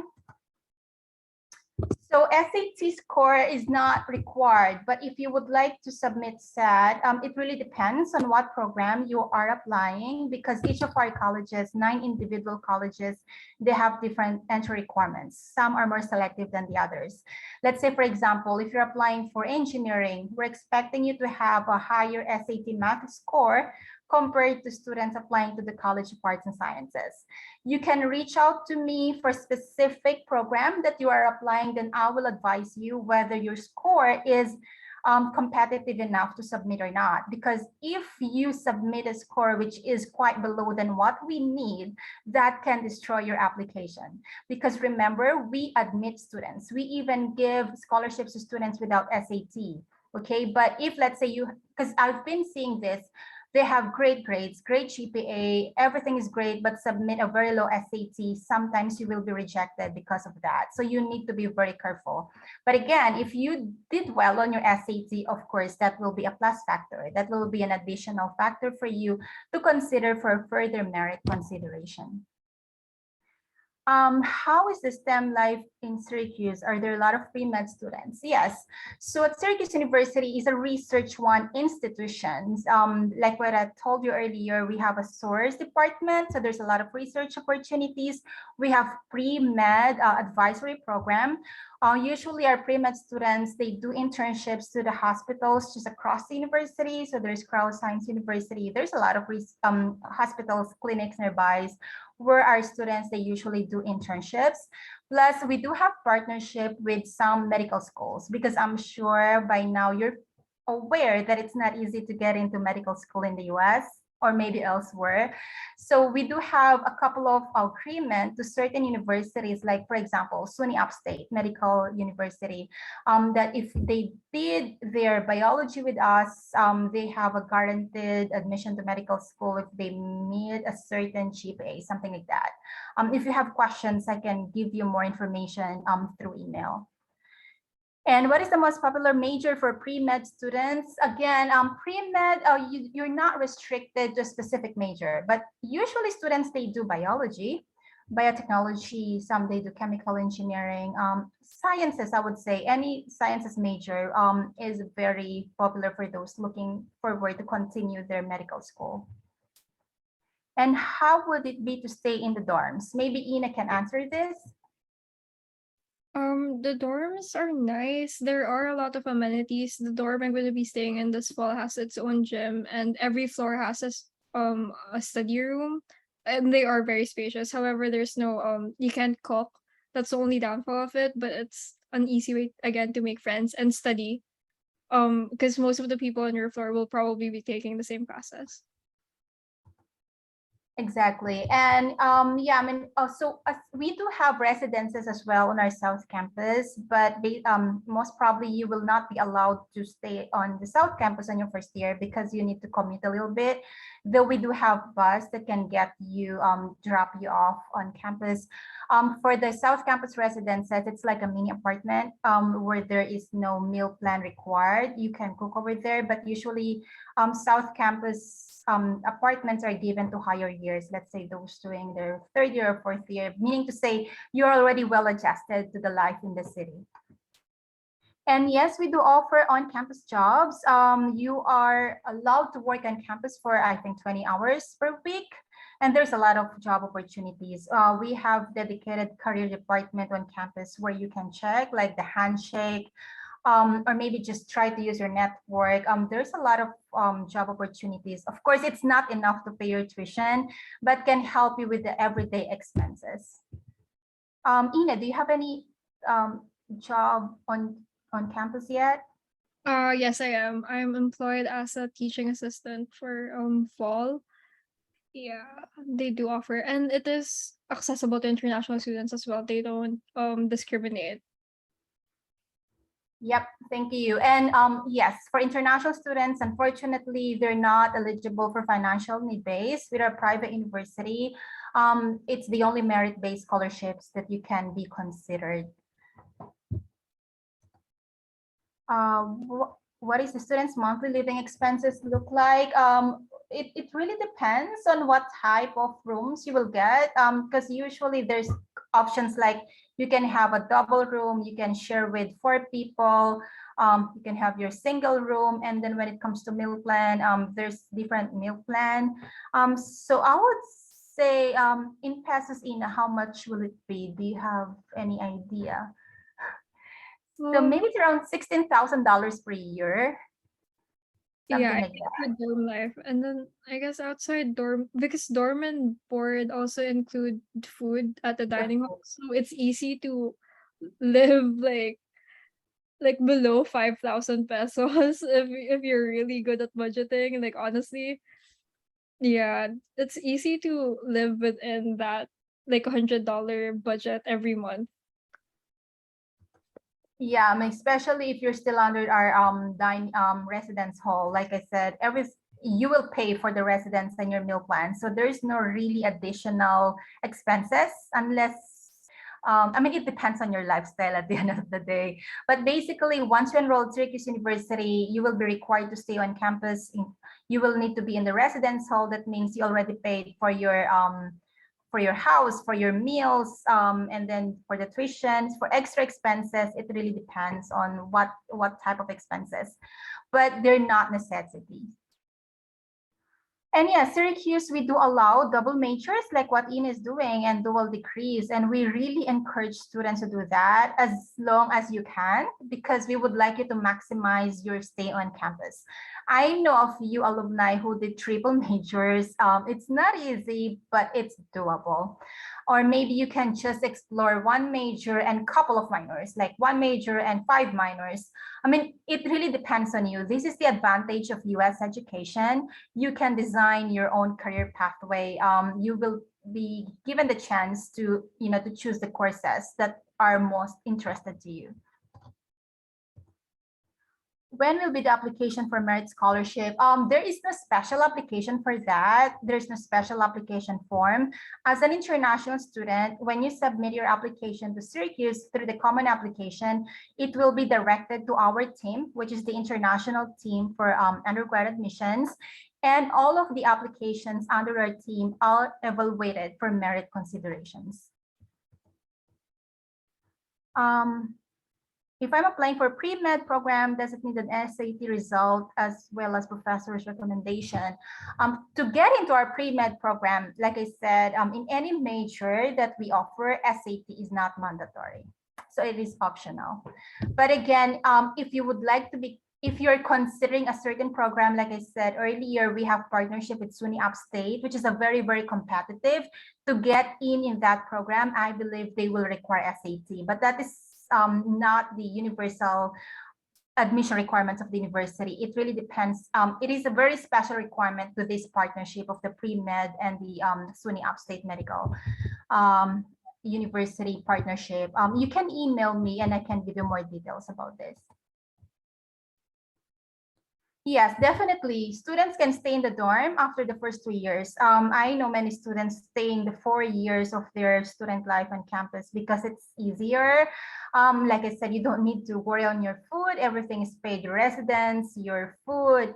But again, many students, they decide to live with their friends when they reach their 3rd year, if they have this budget, conscious thing, because it is very cheap to live in the city of Syracuse. It's in New York, but the cost of living is very, very cheap. Trust me. You can get a very big apartment and then you'll share with your friends so that, you can have a lower monthly expenses. Do we still have time to answer this? Can students stay in the dorm? What are the programs and opportunities for those interested in social sciences? So social science, that's the Maxwell School. I would say Syracuse is known for Maxwell School. It's the #1 in the US for social sciences. There's a lot of opportunities for you, especially with internships. Many of our alumni they get job just easy whenever they see that their resume, they're coming from Maxwell, which is Syracuse University. Our students with few extracurricular activities but have high GPA have a chance of being admitted in the university. So again, we do have an holistic admissions. There's a lot of things that we consider. Yes, extracurricular activities, we consider your GPA, we consider your curriculum, we read your essay, we read your recommendation letters. So we just do not focus on a certain requirement. Of course, okay, there are some programs that we really need a good extracurricular activities. There's some programs that we don't really need one. You know, it really depends on what program you're looking at. We do not offer need-based scholarships to international students, but the US citizens or residents or green card holders can apply for need-based scholarships. Our application is through the Common Application. I think Common Apps will be available by mid-August. And then the deadline for early decision is November 15th. The deadline for regular decision is January 1st. Oh, we still have, we do offer as much as 100% scholarship for international students, but just the tuition. We do not cover the cost of living. So we've been offering 100% scholarship to a few students from the Philippines, but at the end of the day, you still need to pay for the dorms, for the meal plan, just the tuition. Does the university provide career plans or help desk for seniors? Definitely. This is the very good support that we're offering. So like I said in my presentation, each of our colleges, they have their own career department. Plus, on top of that, the university, they have their own career department guiding the students from resume writing, looking for internships, looking for a job. If you have multiple jobs, they give you advices, which is the best company to go, those kind of support.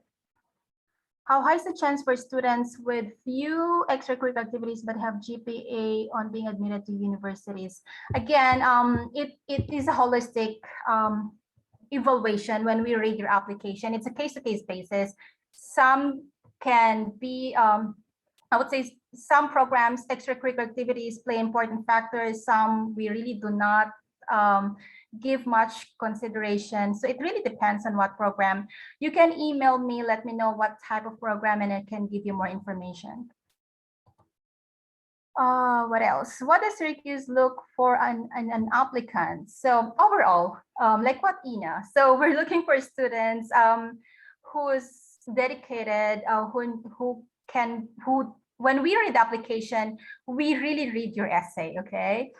Because based on your essay, we will see your personal point of view. So we would like to know that you will be happy on campus, that whatever we can offer, whatever career goals that you're looking at based on your essay or based on the personal interview that we will be having, we can offer that to you, because we just do not admit you because we want you. We will admit you if we know that you will be successful on campus. So it's an overall, it's not just about grades, it's about the student overall qualification.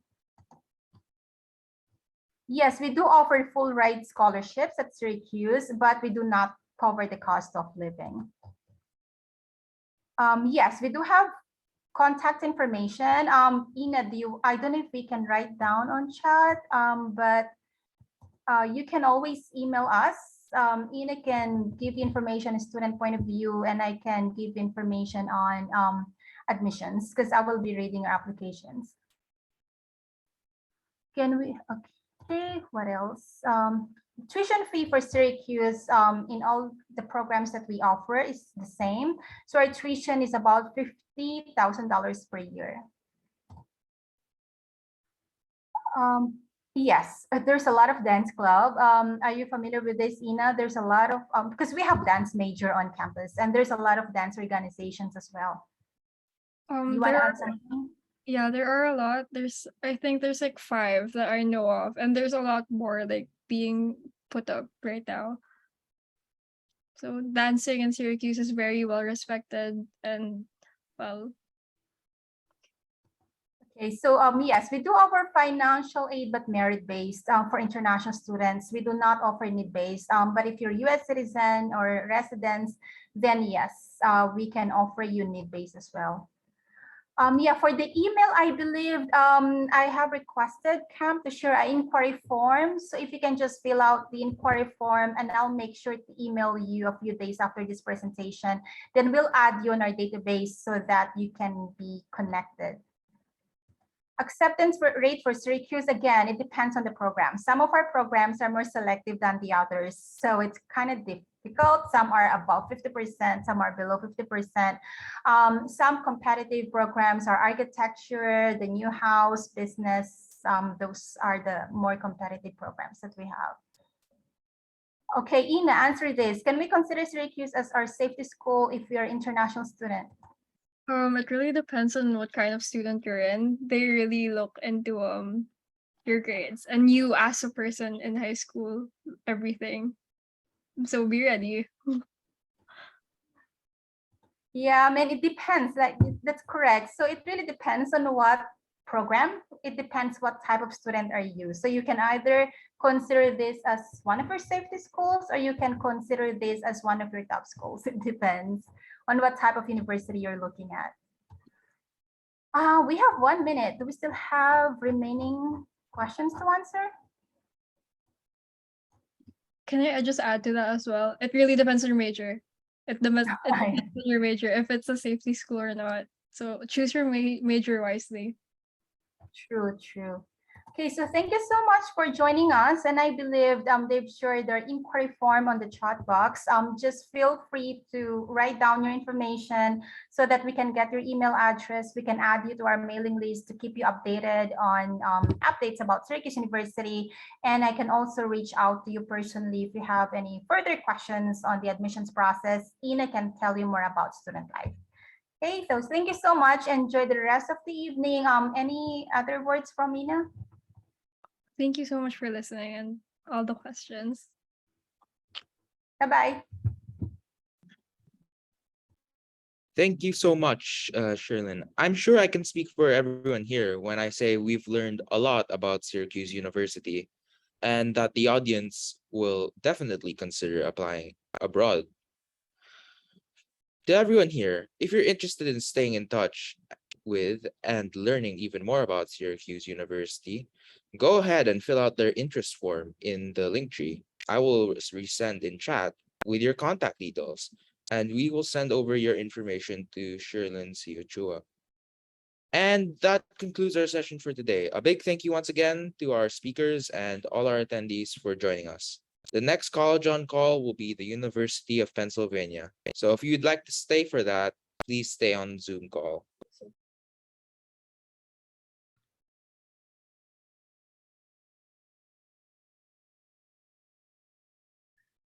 Hello, Eric. Lance, good to see you as Hi, well. Liz. Hi, Liz. Hi, Tito Eric. I see Wes, I see Michael. The whole Penn contingent here. That's wonderful. I know, and I see Rudy Altamirano as well. Unfortunately. Okay, I know we have someone from camp that is the facilitator here, but I think we have an hour, so I'm going to jump in to get us started. I'm Elizabeth O'Connell, and I am the Senior Associate Dean of Undergraduate Admissions. And what's most important for this evening for you is that I look after the Philippines at Penn, together with all this wonderful community that's with us. So what we're going to do is I'm going to bring you visually to the campus. I know you're seeing some backdrops between Dr. Rudy. You're seeing the green. The other side of the green is behind my head on campus, but we're going to show some more pictures of campus and also give you a brief introduction. I know this camp is a real study abroad opportunity to look at universities all over the world. And today has been a busy day this evening because you will have been in Singapore, Hong Kong, New York, and Syracuse. And now we take you to Philadelphia to the University of Pennsylvania. But one of the most important things for you is to decide, why do I want to leave the Philippines? And also which university of the 4,000 choices in the United States if you choose the US, is a good fit, and is the US the right country for you? And being able to get a sense of community, get a sense of what is right for you, the best way is to hear it from the voices of the campus. Those who've been there, those that are there right now, my colleague, Dr. Rudy. So I hope that by the time our hour is over, we will have a chance to really give you a feel whether this is a place that you can call home. We do definitely want to take some questions, and please put those in the Q&A, and we will get to the questions at the end after the presentations. But let me start by putting up the screen here and seeing how we can do that. Just give me a second.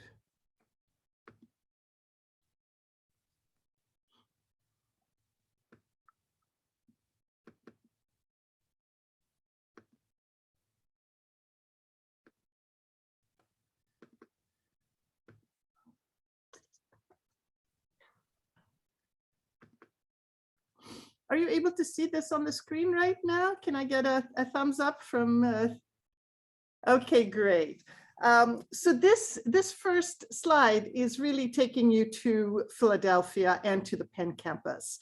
So you know you're going to be in a major city in the United States. You're going to be, depending on the mode of transportation, you're going to be about an hour south of New York City, close to 2 hours north of Washington, D.C. You will see some other pictures later on, but basically we're a little bit like a park that's closed off traffic. That's about 5 by 10 city blocks, yet only a 15-minute walk to the downtown, or what you might call the central business district of Philadelphia. And there's a lot happening in these 5 by 10 city blocks. You know, we have about a little under half of our students are undergraduates, and then the rest are divided by 12 graduate schools. In the core, you have the undergraduate experience.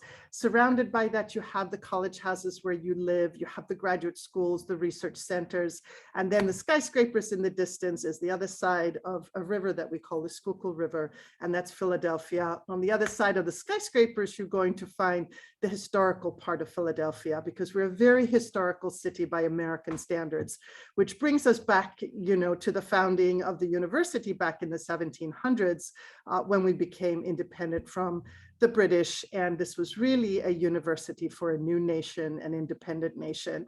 And a lot has happened since then. You know, Penn is a place that's constantly evolving and looking at what is relevant for today, but at the same time looking back and honoring our history and being able to blend those two. So let's move ahead a little bit in terms of the plans for today. I'm going to give you a quick introduction, not just to the university, but also a little bit of what's ahead if you do decide to apply. And I assume most of you are looking for 2023 entry. So that's coming up. So we'll talk a little bit about that. And then I'm very honored to have my colleague, Dr. Rudy Altamirano, who's the executive director of our International Student and Scholar Services in Penn Global. And that is the key office on campus that will be looking after you once you enter Penn. So I will have an opportunity to introduce you to Dr. Rudy, as he is affectionately called on campus, and also to hear a little bit about the experience from his perspective. And then what I know you're going to be also incredibly excited about is that we're being joined by a number of Penn alumni and one student, Lance.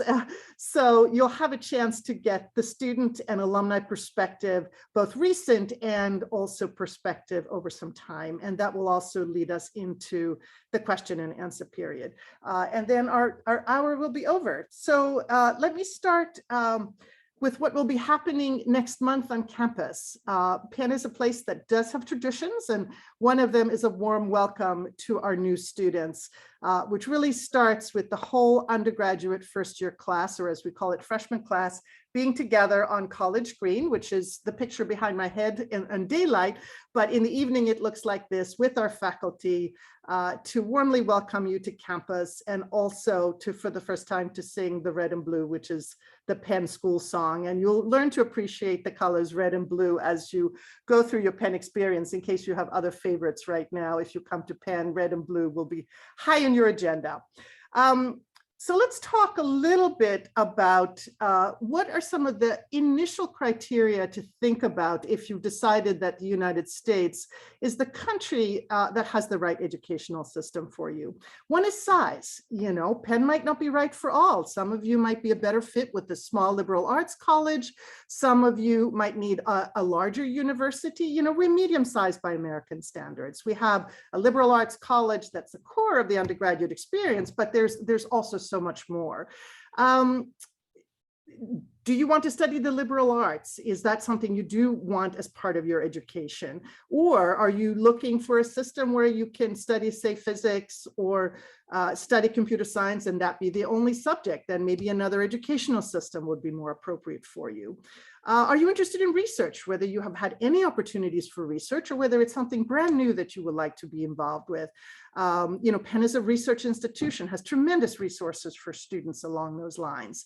Another one is location. That's really important. You know, we have 4 seasons. Yes, you do have to see snow, which I know does never happen in the Philippines, even with global warming. There's never snow in the Philippines. But right now we probably have the same weather as Manila. You know, it's by Fahrenheit, it's about 92 degrees and about 85% humidity outside. So, but that's just 1 out of 4 seasons. But you have a campus that you're going to call home in an area called University City, which is a student-focused area. But as I said, it's only 15-minute walks to one of the major cities with everything it has to offer. And also transportation is easy, easy to get to the airport from campus, easy to get the train where you can go to neighboring cities. So you can be very independent from that regard, but you still have, you know, what we call a quintessential American college campus with everything that goes on in that environment. And I mentioned that Benjamin Franklin founded Penn back in the 1700s, and you were saying, well, what relevance does that have besides historical buildings in 2022? And it's really the philosophy that he founded the university under. And that's still alive and well today, which is that we want you to learn the theory, but it's also very important to apply that to the real world, whatever the real world looks like today and tomorrow. But what's key to is to try and make a difference in the world. And that's something that not only is embraced by our alumni, but and I'd love Lance's perspective later on that too, but it's also something that you will see in students being keen to take action collectively and do things while they're on campus as well. So, you know, is that something that appeals to you? For some, you might say yes, for some, you might say no. So let's look a little bit at other things. Here is the center of campus. We have something called Locust Walk, which is a pedestrian walk that transcends the 10 blocks of campus. And as I said, from here, depending on how fast you walk, you're about 15 minutes to be right downtown Philadelphia. So as busy students taking advantage of the city, that has a lot to offer, you know, socially as well as academically, as well as otherwise, that is your backyard. You know, is that what you're looking for? Or do you want to be more out in the countryside or in a small college town? You know, that's one out of many things to consider. What about different academic programs? So, you're not defined by your major or your specialization. That is part of your undergraduate degree. Think of it as a 4-year experience, a 24/7 experience, where you look at what you learn in the classroom, outside the classroom, what you specialize in, or what is your major, but also what's the rest of your academic program like? What other classes do you take? And how do you put all these pieces together for your undergraduate experience? So you're not defined by studying chemistry, as an example. That is part of the bigger puzzle. But having said that, you will need to choose which of the 4 undergraduate colleges, or if you're interested in one of our coordinated dual degree programs, you know, what is your primary focus in terms of your interests where they stand right now? So the liberal arts is something everyone is exposed to because you will be taking courses, because our philosophy of education is that we feel the best way to respond to a changing world and be able to be a critical thinker and ask questions and so on is to have a grounding in the liberal arts. But are you more of a theoretical learner that you would choose one of the majors in the liberal arts, or you don't know what you want to study within the liberal arts and you want to give yourself a couple of years before you declare a specialization?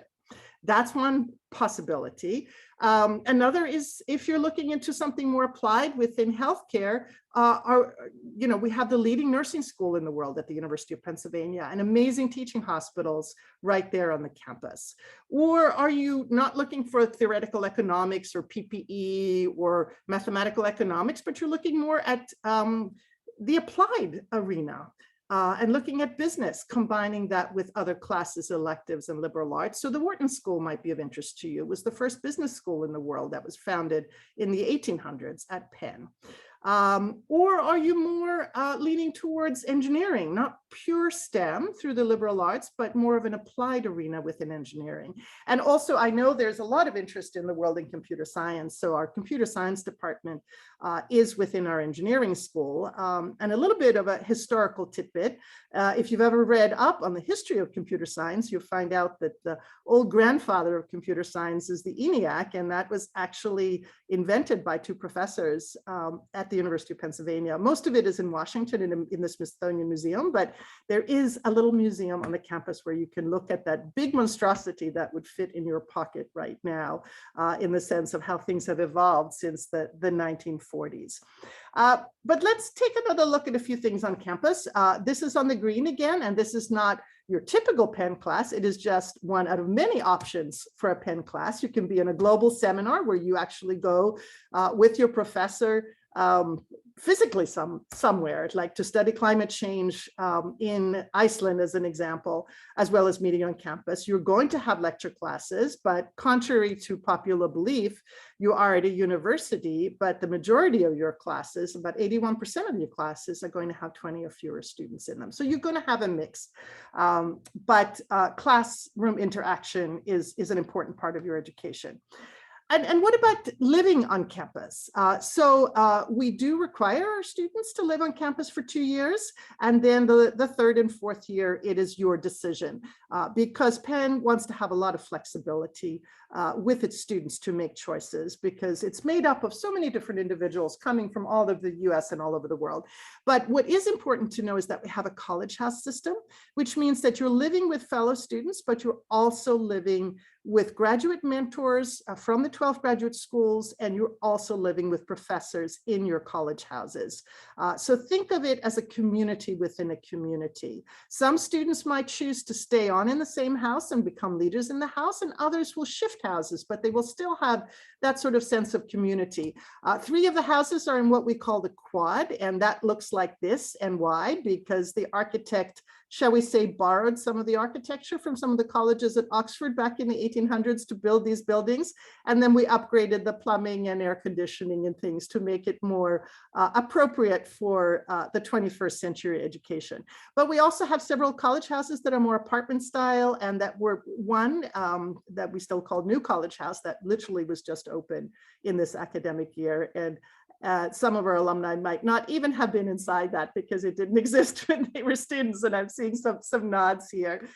This is one example of a student room for those of you who are interested. But we also have a number of non-residential houses, and one that I know that Dr. Rudy is very familiar with, because it's very much a place of activity for our international student groups, etc., is Perry World House. So it brings together faculty and students around common interests. This chimney you see next to Perry World House is Kelly Writer's house. So, whether you're an English major or not, it's a place for anyone who's interested in poetry, writing, etc. There's a community service house, a civic house. Also west of that is going to be Penn's new entrepreneurial center, which is not just for students within the Wharton School, but it's for students from all programs at Penn who are interested in entrepreneurship. There's a house that's just focusing on helping students with research, helping point you in the right direction. There's a house for anyone who's interested in musical activities, wanting to start new music groups, and so on and so forth. So that's something to keep in mind, because you're coming to Penn and being part of multiple smaller communities. And then there's life outside of class as well, right?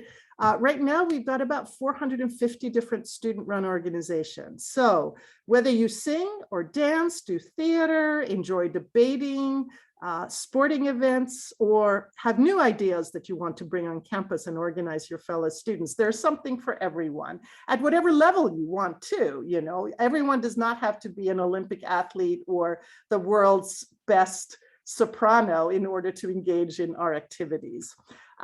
Together with it, we are one of the Ivy League universities, and you know, those are 8 private universities in the East Coast of the United States. And why is it called Ivy League? Because we compete in sports against each other. And there you see the red and blue colors.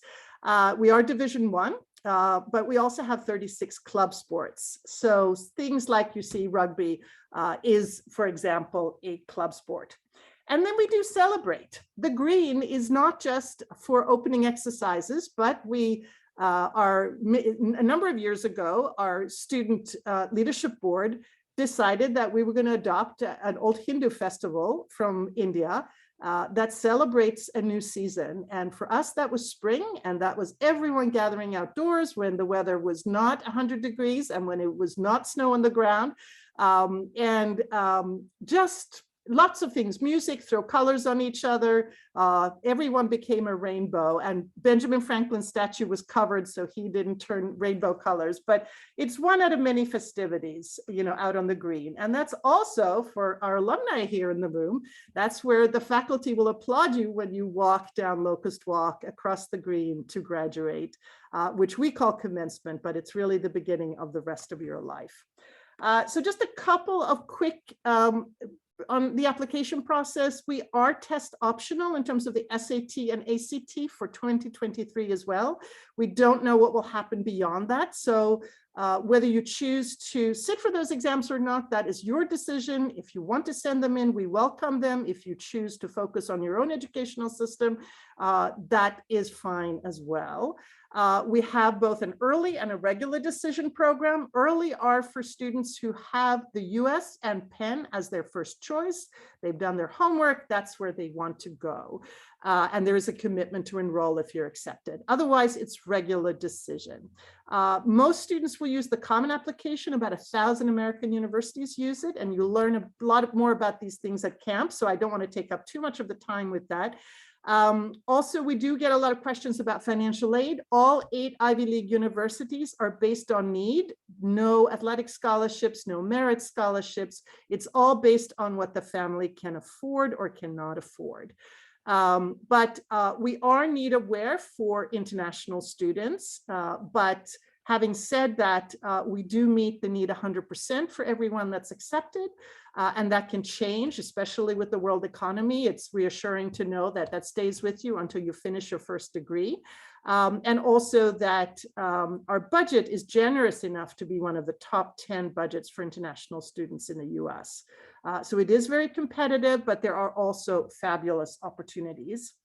And quickly, I'm going to put up here a little bit, and feel free. I know this event is being recorded, but there's also, if you want to take a quick picture, this is the page you should take a picture of, because this does have how you can get onto our contact list and how you can also engage in more of our virtual events as you go through your college search. So having said that, I'm sorry I put you on a 500-mile-an-hour presentation here, but I really want to have some time for our alumni and for Dr. Rudy. So at this point, I want to introduce my colleague, Dr. Rudy Altamirano, who is the Executive Director of our International Student and Scholar Services, and also Immigration and Integration Services. And that falls under the umbrella of Penn Global. So I'm going to stop sharing this right now and invite Dr. Rudy to join me here on the screen. So, welcome, or should I say welcome back to the Philippines virtually. I'm really happy to be back. So excited to tonight or this morning. I know it's 11:30 there in the Philippines, so but I'm so impressed with 65 people. So This is a dedicated group, and it's a real privilege. I work very closely with Rudy. He is a very important member of the Penn community and the most wonderful advocate for international students and a real leader in that field within the US. And I know he has his roots right there in Manila, right? That's where all these students are going to national schools in the Philippines. And that's where your journey began many years ago. So I would actually love for you just to say a few words to start us off in terms of your own journey, just to contextualize the opportunities that exist for the students who are deciding, should I leave the Philippines? Are there opportunities for me there? I'd love for you just to contextualize that for them before we start talking about Penn. So it has become very, it's so long because I was an international student in 1983. So I'm really putting an age on myself right now. But when I decided to leave the Philippines, it was, for me, it's no way back, right? I am forging ahead and I'm so excited to enter a new journey for myself. And of course, we all know as Filipinos that the United States is an opportunity for great education. And so when my dad allowed me to study in the United States, it's a risk that I took, but it's a very calculated risk. And as an international student in the 1980s, it's very different as an international student now in the late 20s, right? 2000, now it's 2023, 2022. However, United States is still the same. Penn has not experienced a decline of international student applicants. We still is a destination of choice for our international students and for our Filipino students. They engage with some of you and many of the Filipinos. They're very excited to be part of this. And I'm very, very honored to work with Liz. One thing with Liz, and I'm sure I don't have to persuade you about this, is Liz is the winner of my office International Student Advocate of the Year because she really cares about international students. She cares about the Philippines. Every time she talks to me about her travels, she has a very soft spot for the Philippines. And that's one thing about her, she's sincerely dedicated. And when you arrive here, that is the beginning of continued support from our offices. And Liz know that I'm a staunch advocate for international student voice and advocacy. It has not been very easy in the last 5 years, but now we're beginning to enter a new, of course, with the new administration. Penn is, I think, takes its pride that we are the only Ivy League school that has both immigration and integration elements in our university. I just came from a Penn Global retreat last week, and my boss, Dr. Zeke Emmanuel, has said that we are #1 in the Ivy League and many schools in terms of integrating international students. However, with a boss like that, he is really he has a very high standard. And I am telling my team that we have to make sure that we are, setting standards, and we should continue maintaining that #1 status. So we're not just saying that for the sake of, we are being recorded, but my colleagues in the Ivy League will agree that we are the only Ivy League institution that provides both integration and immigration. Because I do not believe that you are just an immigration demographic. You are providing and will contribute to the Penn landscape. So we're very excited. If you happen to join or apply to Penn, I think you're making the right choice. I know that your office, really is where we hand over the class in so many different ways for international students. I'm thinking of you are now gearing up for the virtual Forerunner program for the students that are entering. And I'm pleased to say that we have a number of students from both national and international schools in the Philippines joining us in this next academic year. So they will be there in August. And then Perry Worldhouse that you saw a picture of is where there is a special graduation for international students and their families, in addition to the main graduation when you saw people walk through campus. So any comments just in the sense of, and also how ISSS, your office, fits into Penn's overall global mission, because I know studying abroad, it's sort of like, okay, what is going to be different, and what kind of support systems are there? I'm sure there are questions that students will ask and their families will ask. So any thoughts on that you want to share with the audience? Thanks, Liz. We have a very strategic framework for integrating international students. We are really very keen on following the life cycle of our international students, even before they arrive, upon arrival, and before they leave the university. For some of you, I think I encourage you to see me. You know, we have a lot of Filipino students, but a lot of them I see, but some of them don't see me until they graduate. You know, for me, I'm challenging you folks because I'm not recognizing Lance. Lance, you have to visit me now that I know you're a student. So when you come back, I want to see you in my office. Because, you know, maybe I should invite you to my home and eat some Filipino adobo and some food, right? Anyway, so we follow the life cycle before they even arrive. And let's talk about Forerunner. I just arrived from Dubai and India this year. We are doing on-site meeting with students and parents, welcoming them. Typically, we also go to China, but China is closed right now in terms of borders. So we are not doing that. But we are also doing virtual Forerunner that you can join. This is preparing you to arrive.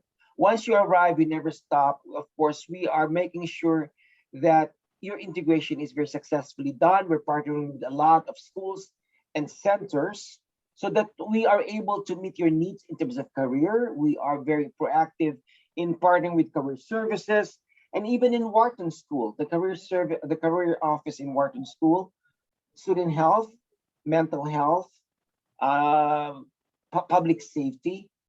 What else? Academic success. We're very much intentional in terms of our partnership. So that is to make sure that you are not just academically succeeding, but holistically succeeding. And then before you even graduate, of course, a lot of you may be availed of what we call optional practical training or curricular practical training, especially for our Wharton School students. And that is very important for you to be able to enjoy and experience working in the United States work environment. We will be the one working with you on that. And then after you graduate, of course, it doesn't stop there. If you have a STEM degree, we have students continuing to work with us. And years after, for example, I heard from someone who has been here maybe 15, 13, 14 years ago, and still needs support from us in terms of immigration documentation. So let's to summarize it, we follow the life cycle. We are very intentional about this before they arrive and after they leave the United States. And our, I think, strength is partnering. We're big on partnering with a lot of campus partners because I think we believe that it's a collective partnership in order for us to serve our international population.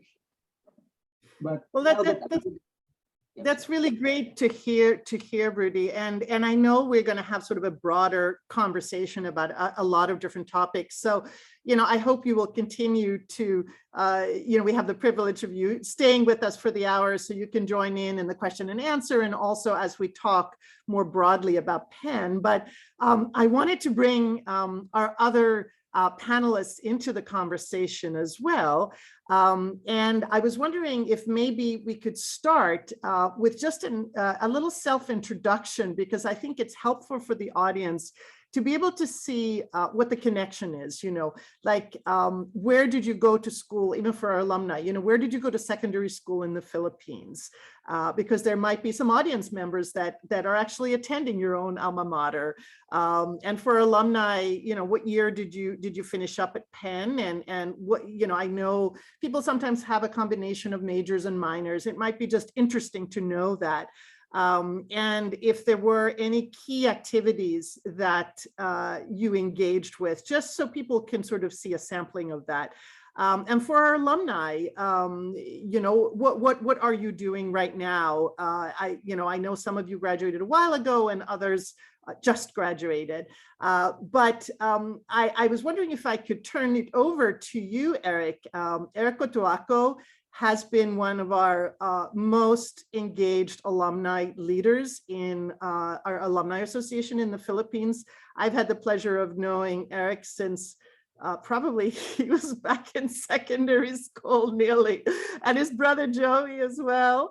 And now it's the next generation, right? Because you're now a Penn parent as well, with Sandro actually being in your class, right, Lance? You know, Yeah, Sandro's in the class of 23. Yeah, I was going to say you're classmates, right? So this is the family, right? The extended family of Penn's connection with the Philippines. But I think it would be helpful for students who are thinking of studying outside of the Philippines. You know, what about returning back? What's the community of alumni like in the Philippines? You know, and tell us a little bit about Penn's presence alumni-wise, as you have such a perspective on that. And also you're have been involved in so many years when we worked together on the Penn alumni interviewing program. So for those that apply, they'll have a chance to have an interview as well with our alumni. So any comments that you would briefly want to share with your own introduction on those regards? Yeah, hi everyone. Yeah, my name is Eric Cotuaco. I'm about Dr. Rudy's age, I guess. I went to a little bit younger, but I went to Penn in 1986. So I'm batch 1990. I came from, before Penn, I was at the Xavier School, a local school in the Philippines. And yeah, I think Christopher C. and I were, I think, one of the first Xavier students at Penn that ever went to Penn. And we have Liz to thank for this, because Liz, I have to say, among all the professionals in the international recruiting effort, Liz actually makes an effort to go to a lot of the what we call national schools, the non-international schools. So over the years, I know Liz has come to Xavier a lot, has come to ICA, St. Paul, Poveda, and Philippine Science. And yeah, so yeah, so Penn's been a very special part of my life. There are 4 kids in our family, and 3 of us have degrees from Penn. I have a younger sister who didn't come to Penn as an undergraduate, but came eventually to the MBA program. Yeah, so I went to school at Penn for college, stayed in New York for a few years afterwards with Goldman Sachs. And after my analyst program there, I decided to come home. My dad was had some health issues at the time, and yeah, but that dragged me home, and I've stayed in the Philippines since. Liz asked me to talk about the Alumni Association, and I can confidently say that the Penn Wharton Alumni Association is the largest and most active you know, college and postgraduate alumni community. Yeah, I've been on the board of the association. I think it's my 3rd time on the board. And Wes, I'm super happy that Wes is becoming much more active. That's helping us a lot this year. But yeah, the alumni association, it's a really big strength of the Penn community. We have a lot of the business leaders in the Philippines are from Penn. You know, the Gokong Ways, you'll run into us all over the place in the business community, and being active in the alumni association is I think it's invaluable for a Penn graduate. yeah, so that's Well, me. thank you so much. And it also starts really with the interviews for the applicants, right? Because our alumni and many of the alumni here are actively involved. And that's something that we can offer because it's about building community, for the short run and the long run. Thank you so much, Eric. And you mentioned Wes. So would you want to, pick up from there and introduce yourself and your journey? I would love to. So to quickly introduce myself, I'm Wes Cabangon. Originally, I studied at Xavier School as well, but for middle school, so grade 1 until 7th grade. Afterwards, for high school, I went to Brent International School. And then after that, I ended up at Penn. That was a wonderful experience. And I studied PPE, philosophy, politics, and econ, with a minor in consumer psychology. Where do I even start? Or I can answer more questions about life at Penn when they come up. But after my time at Penn, I worked 2 years at Boston at a company called Wayfair. It's like Amazon, but they specialize in furniture. And then the past few years have been very hectic for a lot of us. And it brought me back to the Philippines, where I continued my passion in tech at Lazada. So Lazada is very similar to e-commerce, but here in the Philippines. Well, that's wonderful. And Michael, how about you? If we can pass the microphone over to you. A more recent graduate, right? You walked down Locust Walk.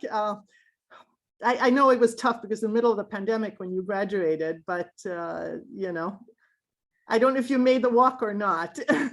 Yeah, I was able to walk, but it was a pandemic graduation nonetheless, so a little less crowded, but still a good graduation. But yeah, to introduce myself, I'm Michael. I went to school here at ISM, International School Manila. I went to Penn in 2017, where I concentrated in finance and behavioral economics at the Wharton School. There were like a lot of things to do there outside the classroom though. I felt like, I was just dividing my time across like a lot of like extracurriculars that are just like amazing. But I was at the Penn Philippine Association. I was in Phi Gamma Nu, which was like a business fraternity there. And had a bit of time in Student Federal Credit Union, which was a local credit union that was like run by students in Penn. After graduating in 2021, I went back home to pursue a career in markets at Citi. So I'm in the sales and trading program there, and currently I'm doing a markets treasury type function. So kind of helping manage the balance sheet right now. Well, that's great. And thank you to the three of you for staying up late for us. Might bring you back to your college days, but I know it's an early working day for the three of you in Manila tomorrow. And last but not least, our student, and more importantly, also, I want to say that I worked with Lance last year because he was chair of Camp Philippines, and I think we're getting close to 10-year anniversary for the program. And I know we've had Penn students from the Philippines involved in leadership and other roles with camp since its beginning, so a very valuable program, and also something that our alumni have been involved with. Wes, I know you were involved with it before, and I know Eric, you participated in the fair over the years. So thank you for keeping it going, because I know you carry a different hat this year, and you're actually in Boston now. Is that correct? Yeah, I'm currently in Boston. Yeah, so the sun is shining through your window. Otherwise in Manila, it's dark right now. But I know the anxious students who are all, we have, as Rudy was saying, over 60 people on this call, and it's being recorded as well. So I know hearing what it's like to be a student at Penn right now, especially, you know, as we've all been going through this pandemic that never seems to end, and, you know, and these are different times, and just hearing what that is like. And you can so relate to the experience that these students are having, because you planned all of it last summer. So would you want to just give a quick introduction and maybe also help the students see a little bit of some of the things you're involved with on campus right now? And also what brought you to Boston for our summer, as there's always summer in the Philippines, right? So, you know, this is just summer here in Philadelphia. So Lance, take the mic. Thank you so much, Liz. Again, super appreciate like your continued support for camp over the years. As much as I am not directly working with like camp for now, it definitely still is something that I do care about and something that I still do like look over from time to time. But then again, just an introduction, my name is Lance. I am an incoming senior at the Wharton School, currently studying operations, informations, and decisions. So that's one major. And then my second major is in management. And I'm pursuing specialized tracks in both departments, which I think is really cool because it's able to, I guess, intersect my love for psychology, which is what I came into Penn for, but also then my newfound passion for like, you know, businesses, as Tito Eric mentioned earlier, like the business world in Manila, and how that intersects with Penn's business world is really huge. So I kind of like found that love at Penn. For the summer, I'm currently in Boston. I am interning at a management consulting firm called EY Parthenon. That might sound like big words, but basically what we're doing is we are helping companies with solve their problems. We are basically external consultants, and say, for example, the project that we just did the project that I just wrapped up actually yesterday was one that involved a client that wanted to buy another company. So I thought that was pretty cool. We did a lot of market research. We did a lot of data analysis on that. At Penn, I am, again, an incoming senior, currently involved in a couple of different things. Like Michael, I'm involved in the Phi Gamma Nu business fraternity, which I have really just found a great community at. They are, you know, my set of closest friends at Penn, and I lean on them a lot, not only for professional support, but also for personal support. Less on the professional side, I am also heavily involved in the Penn Philippine Association. So I was director of internal affairs last year, for example, wherein we planned events for a lot of the Filipino and the Filipino-American community at Penn. And they have also, like, especially the Filipinos from the Philippines themselves, they have been my closest friends. At Penn, we go on spring break trips together. I think we're planning one up for the upcoming fall break, so that will be really exciting. And they're actually one of the biggest reasons I went to Penn. So I was choosing between schools, and after we had the new student reception at Penn, I was really drawn to Penn because of the people that I met, and the strength of the not only student community but also the alumni community. Aside from that, I am also heavily involved in the performing arts at Penn. So I am part of Stimulus Children's Theater, which is a theater group, one of 7 theater groups on campus. There might be 8 now, but then it is one of the theater groups on campus. And what I like about that is that I'm able to, I guess, explore my creative passions. You know, being with Stimulus Children's Theater inspired me to minor in music. And I've been really focused on the music side of theater. So whether that be, you know, acting in a musical or music directing for a musical, I did that in my freshman year and my freshman year, sophomore year, and junior year, despite the pandemic. And the theater community, again, is a really great community to be in, because everyone is from different backgrounds. I guess they are the less like Filipino part of my friend group, and I still hang out with them from time to time. I guess other friends that I have at Penn are my freshman hall friends. Despite us living in different places now, as Liz mentioned earlier, and she alluded to the fact that some people might be transferring college houses, we actually were planning on staying within the college house that we wanted to stay in, but then because of the pandemic, everyone kind of got kicked out. But then despite that, we've been able to stay really close. And even now that, you know, things are back in person, we are able to, you know, go to lunch, find time to go to dinner together. And despite everyone's busy schedules, we still stay connected. So Lance, you were mentioning your theater, and you know, I know students are very interested in hearing about the balance with academics and other engagements, but I also heard you talk about the children's theater. So Has that brought you into Philadelphia? Because we talk a lot about, there is Penn, and everything that's going on, and there's a lot going on the campus, but then you have, this city that is just 15-minute walk away. Any thoughts about just engaging with the broader community? Just thinking of the fit. What am I looking for in terms of a campus? Do I want to be out in a rural area, small college town, or am I more of a city person? And how does that sort of, for you personally, play itself out?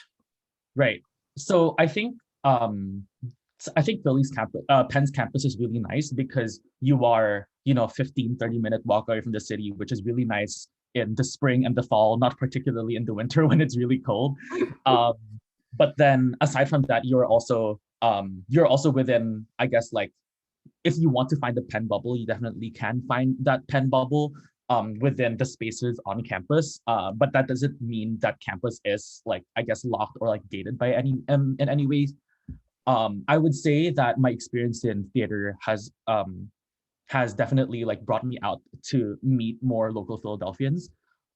So for example, because the Stimulus Children's Theater Group is really focused on bringing theater to like local West Philly communities, for example, we had over the pandemic some digital efforts, for example, such as Storytime with STEM, wherein each board member would like take some time out of their day to read a book online.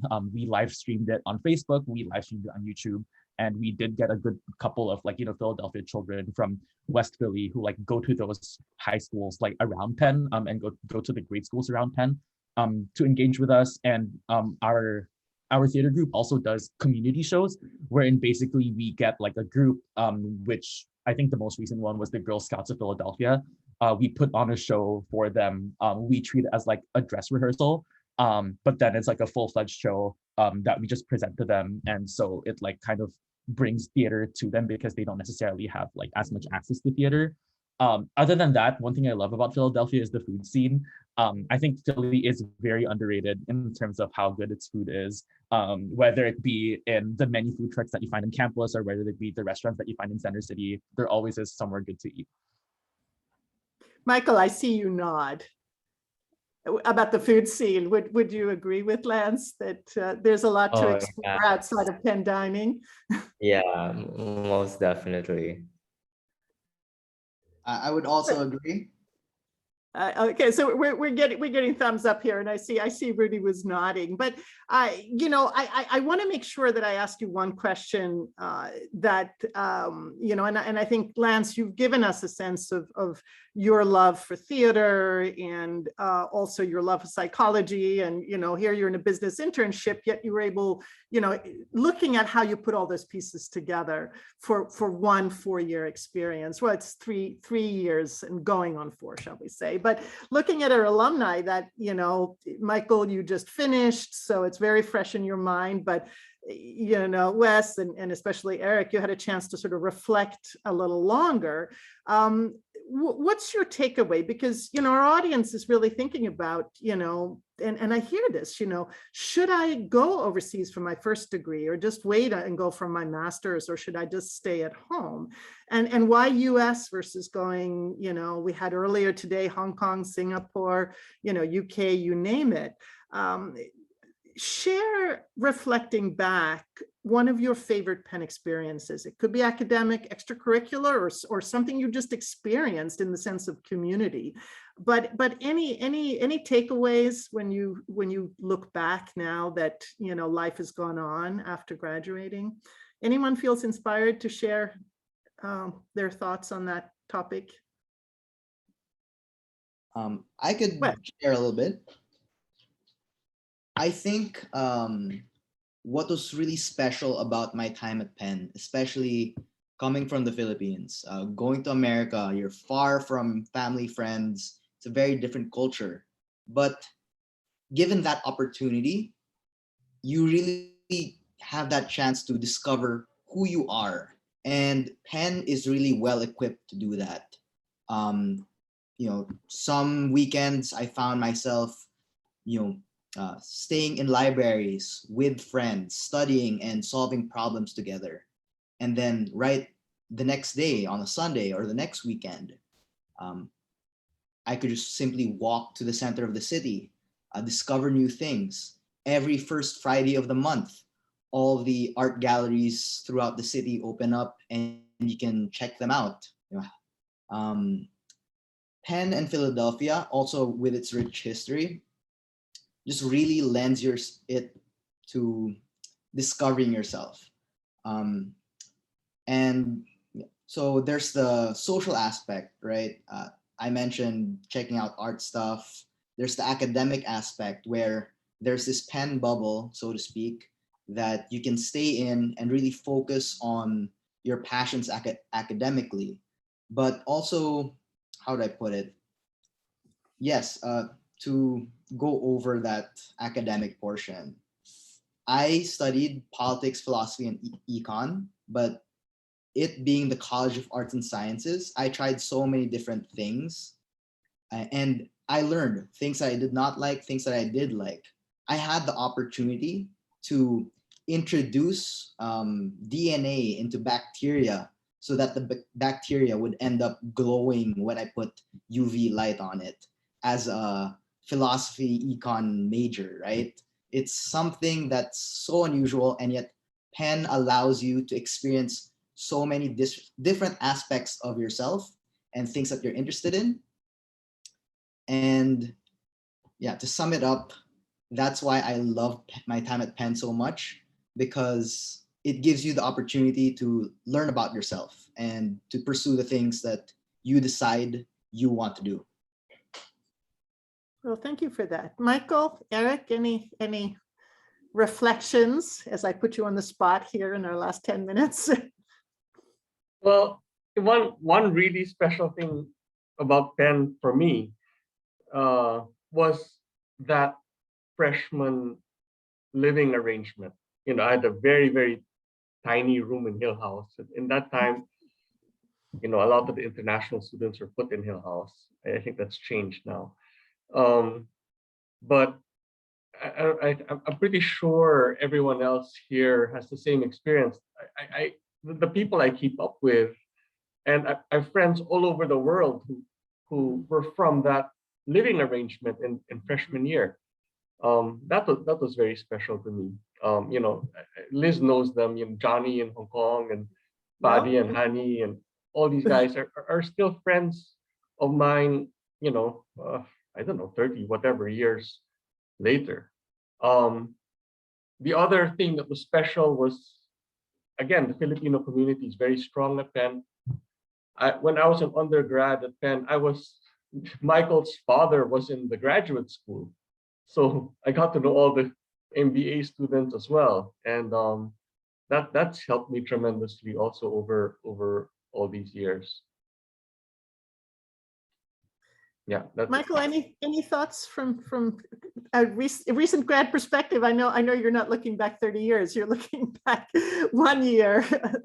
Yeah. Anything that comes to mind now that you're back in Manila and, you know, in a different stage in your life? Yeah, so many things. Like I think when you ask that question, like for people deciding where to go to college, should they go to undergrad like locally, or maybe like take a chance at like Penn or somewhere in the States. I think one thing I'm really grateful for with my time at Penn is like the ability to have met so many people from different backgrounds, and people who are also, you know, not just from diverse backgrounds but driven. And I think that really like broadened my perspective. It's something that's like very rare, something that's difficult to get, not just locally, but in any school. I think that's something that's quite special about Penn. And aside from the people, I think I really enjoyed the curriculum. Just echoing what Wes said, like whether you are a student in Wharton or in the College of Arts and Sciences or in nursing, I think Penn encourages you to study things that are outside of your concentration or outside of your major. And again, that just ties everything back to broadening your perspective. But I think by being encouraged to study things I wouldn't have studied, just like Wes said, I learned a lot more about myself. That said, I'd also want to echo what like Tita Eric said about the strong Filipino community there, because I do feel it's one of the strongest like communities in Filipino communities in U.S. schools, and once you graduate and come back to the Philippines, that's something that will be there for you as well. So one question Liz had about what's like a really special moment you had at Penn. I had a lot, but I'd say one of the most special ones was in my sophomore year when we had the Penn Philippine Association had this annual event called Barrio, which is like a cultural show that they put on, and they get everybody in the Penn Philippine Association to pretty much like participate in a show that's like singing, dancing, acting, everything. And even though I can't do any of those things, like I was roped in, and it was really good fun. It was like a good show of community, I'd say. But yeah, aside from all those things, I'd say um, even just exploring around Penn, a little outside of like just a few blocks outside of Penn, there like Philly's such a vibrant city. I wish I had taken more of an effort to explore it when I was there. Um, and I guess that's one piece of advice I'd leave anyone who is going into the school. Well, that is a good segue for the last question that I wanted to ask, and actually, starting with you, Rudy, from your perspective as being a colleague on campus, and also, just to put it in context, we happen to have a lot of young men on this call, but about half of the student body are young women. So I just don't want you to think you're going to an all-male school. So it's just coincidental today. And actually, Rudy, you can speak from personal experience. You're a Penn parent as well. Your third daughter is starting Penn this fall. So you've seen it as a staff member. You've seen it also as a father. And just thinking of the audience here in front of us, what piece of advice would you want to give the audience, as they look at Penn? You heard Michael say, take advantage of the city around you when you get to university, if you come to a place like Penn. But any thoughts from your perspective that you feel would be valuable for them to hear as they're embarking on this journey and trying to make some difficult decisions? Yeah, I was very fortunate to have three of my daughters go to Penn, so this is exciting. A lot of them are same batchmates, are alumni here. But if I have an advice, I think it's be willing to get out of your comfort zone, right? When you go to Penn, there's so many opportunities out there, and don't be scared to get out of your comfort zone, right? Get to know people, ask questions, get to know the opportunities that are, it's abounding here. There's so many opportunities, but be calculated in taking the risk, right? For my daughters, I was very scared, even though I'm 40 minutes away. I live in the suburbs of Philly, and I was very nervous sending my daughters to Penn. In one way, even though I work here, I never saw them because they enjoyed the experience. They became very independent. Again, friendship and the community that they were involved in. And my first year daughter coming in fall, I know her sister said, you will enjoy Penn, but Penn is something that you have to build for yourself. Yeah, build friendships. Don't be scared, and you capitalize on the strength that you have. You're only a small fish in a big pond, but make sure that you swim well. That's my advice. Even though you're a small fish, even though you're in a big pond before, you swim well no matter what, how big or how small you are as a fish. Right? Enjoy the Penn experience. Yeah, and that experience, I mean, there are things that unite the community, and we've heard examples of that, but everyone has an individual experience because people are different. They have different interests, and want different things out of it. And with over 90 fields of study, 450 student organizations, and people from all walks of life, from all over the world and all over the United States, there's a lot to explore. And I think it's important, to also be able to seek that delicate balance. Sleep sometimes, I think, that doesn't quite get enjoyed the same way because there's so much to do. And Michael, we heard your piece of advice, but Eric, Wes, Lance, any parting words of wisdom here for the audience as they embark on this journey?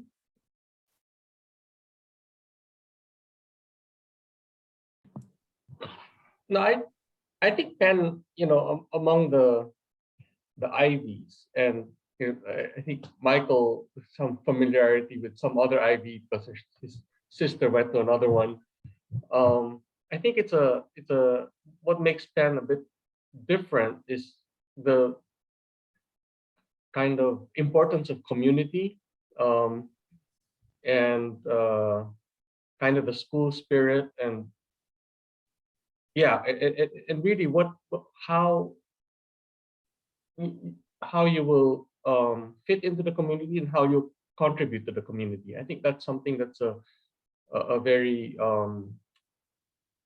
special thing about a kind of characteristic of the school. Well, thank you for that.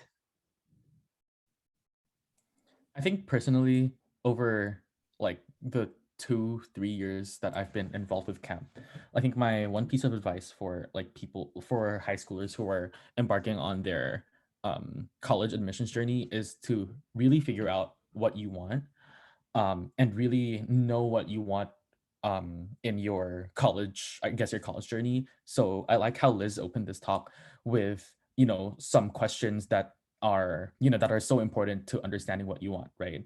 Do you want a liberal arts education, or do you want to study something more focused? And in that case, then if you want to study something more focused, then, Penn might not be for you, or, any liberal arts college in the US might not be for you because you want to focus on one particular subject. And that's not how Penn approaches education, right? So I guess that's just one example, but then really figuring out what you want to do and trying to find the best fit college or university or program for you to suit your tertiary education and to really help you fulfill your personal goals is, I think, something that is very easily overlooked. But then over time, and now I have a sister who actually is incoming, high school, and, we're starting to think about these things. And I'm telling her, you know what, you don't need to go to like the best school. And as much as like, yes, it does give you an advantage, I think the one most important thing is for you and for anyone who is applying to college right now or thinking about applying to college to know what you want and find the opportunities that best suit that. No, very well said, Lance. Because there are 4,000 universities in the United States alone, and there truly is a university. There's more than one university for every type of a person. It is a lot to sort through. And Penn is not right for everyone, which is why it's important to see, and that's why it's great to engage with alumni, engage with current students, and learn. Is this me? Some people might think Penn is too busy or too large because they want, or too urban, and for others it's perfect. And it's a place where you're going to flourish, and it's trying to sort all of that out is important. I know that time has been our enemy, and I know we've exceeded. It's past midnight in Manila right now, and the camp staff are probably looking at how many minutes over time are we right now. We haven't even gotten to the questions, so my apologies on that. But Wes, is there anything you would want to add before the screen goes dark for all of us? Because I think our camp volunteer Brittany is wondering what we're doing past midnight right now. Yes, and I'd like to preface that the Penn community is a gift that keeps on giving. It taught me so much while I'm in school, and now that I'm working, I've met so many great people because of it.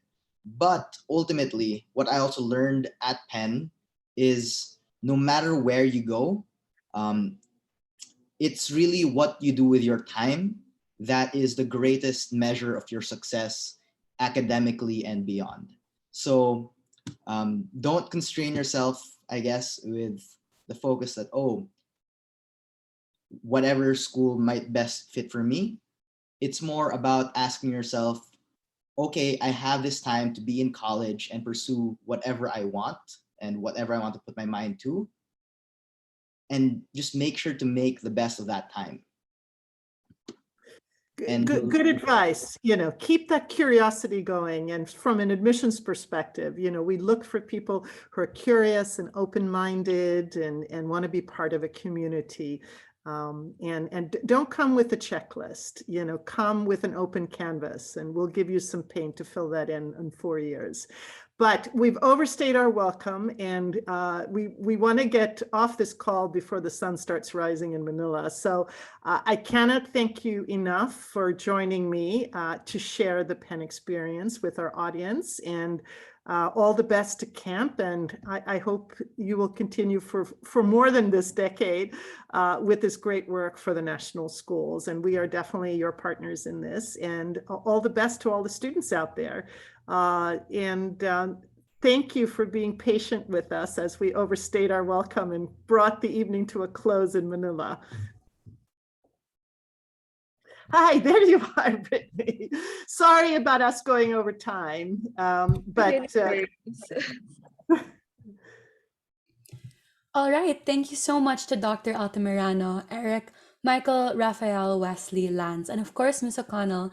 As a senior who already had Penn on her list, I'm sure I can speak for everyone here when I say that we learned so much about UPenn and are definitely going to consider it when applying abroad. So to everyone here, if you're interested in staying in touch with and learning more about the University of Pennsylvania, go ahead and fill out their interest form with your contact details and we'll send your information over to them. I'll relink in the chat the link tree. So just scroll down to the appropriate day and find the University of Pennsylvania's name. And that concludes our session for today. A big thank you once again to our speakers and all of our attendees for joining us here. Thank you. Thank you. Good night. Bye. Good Thank night. you all.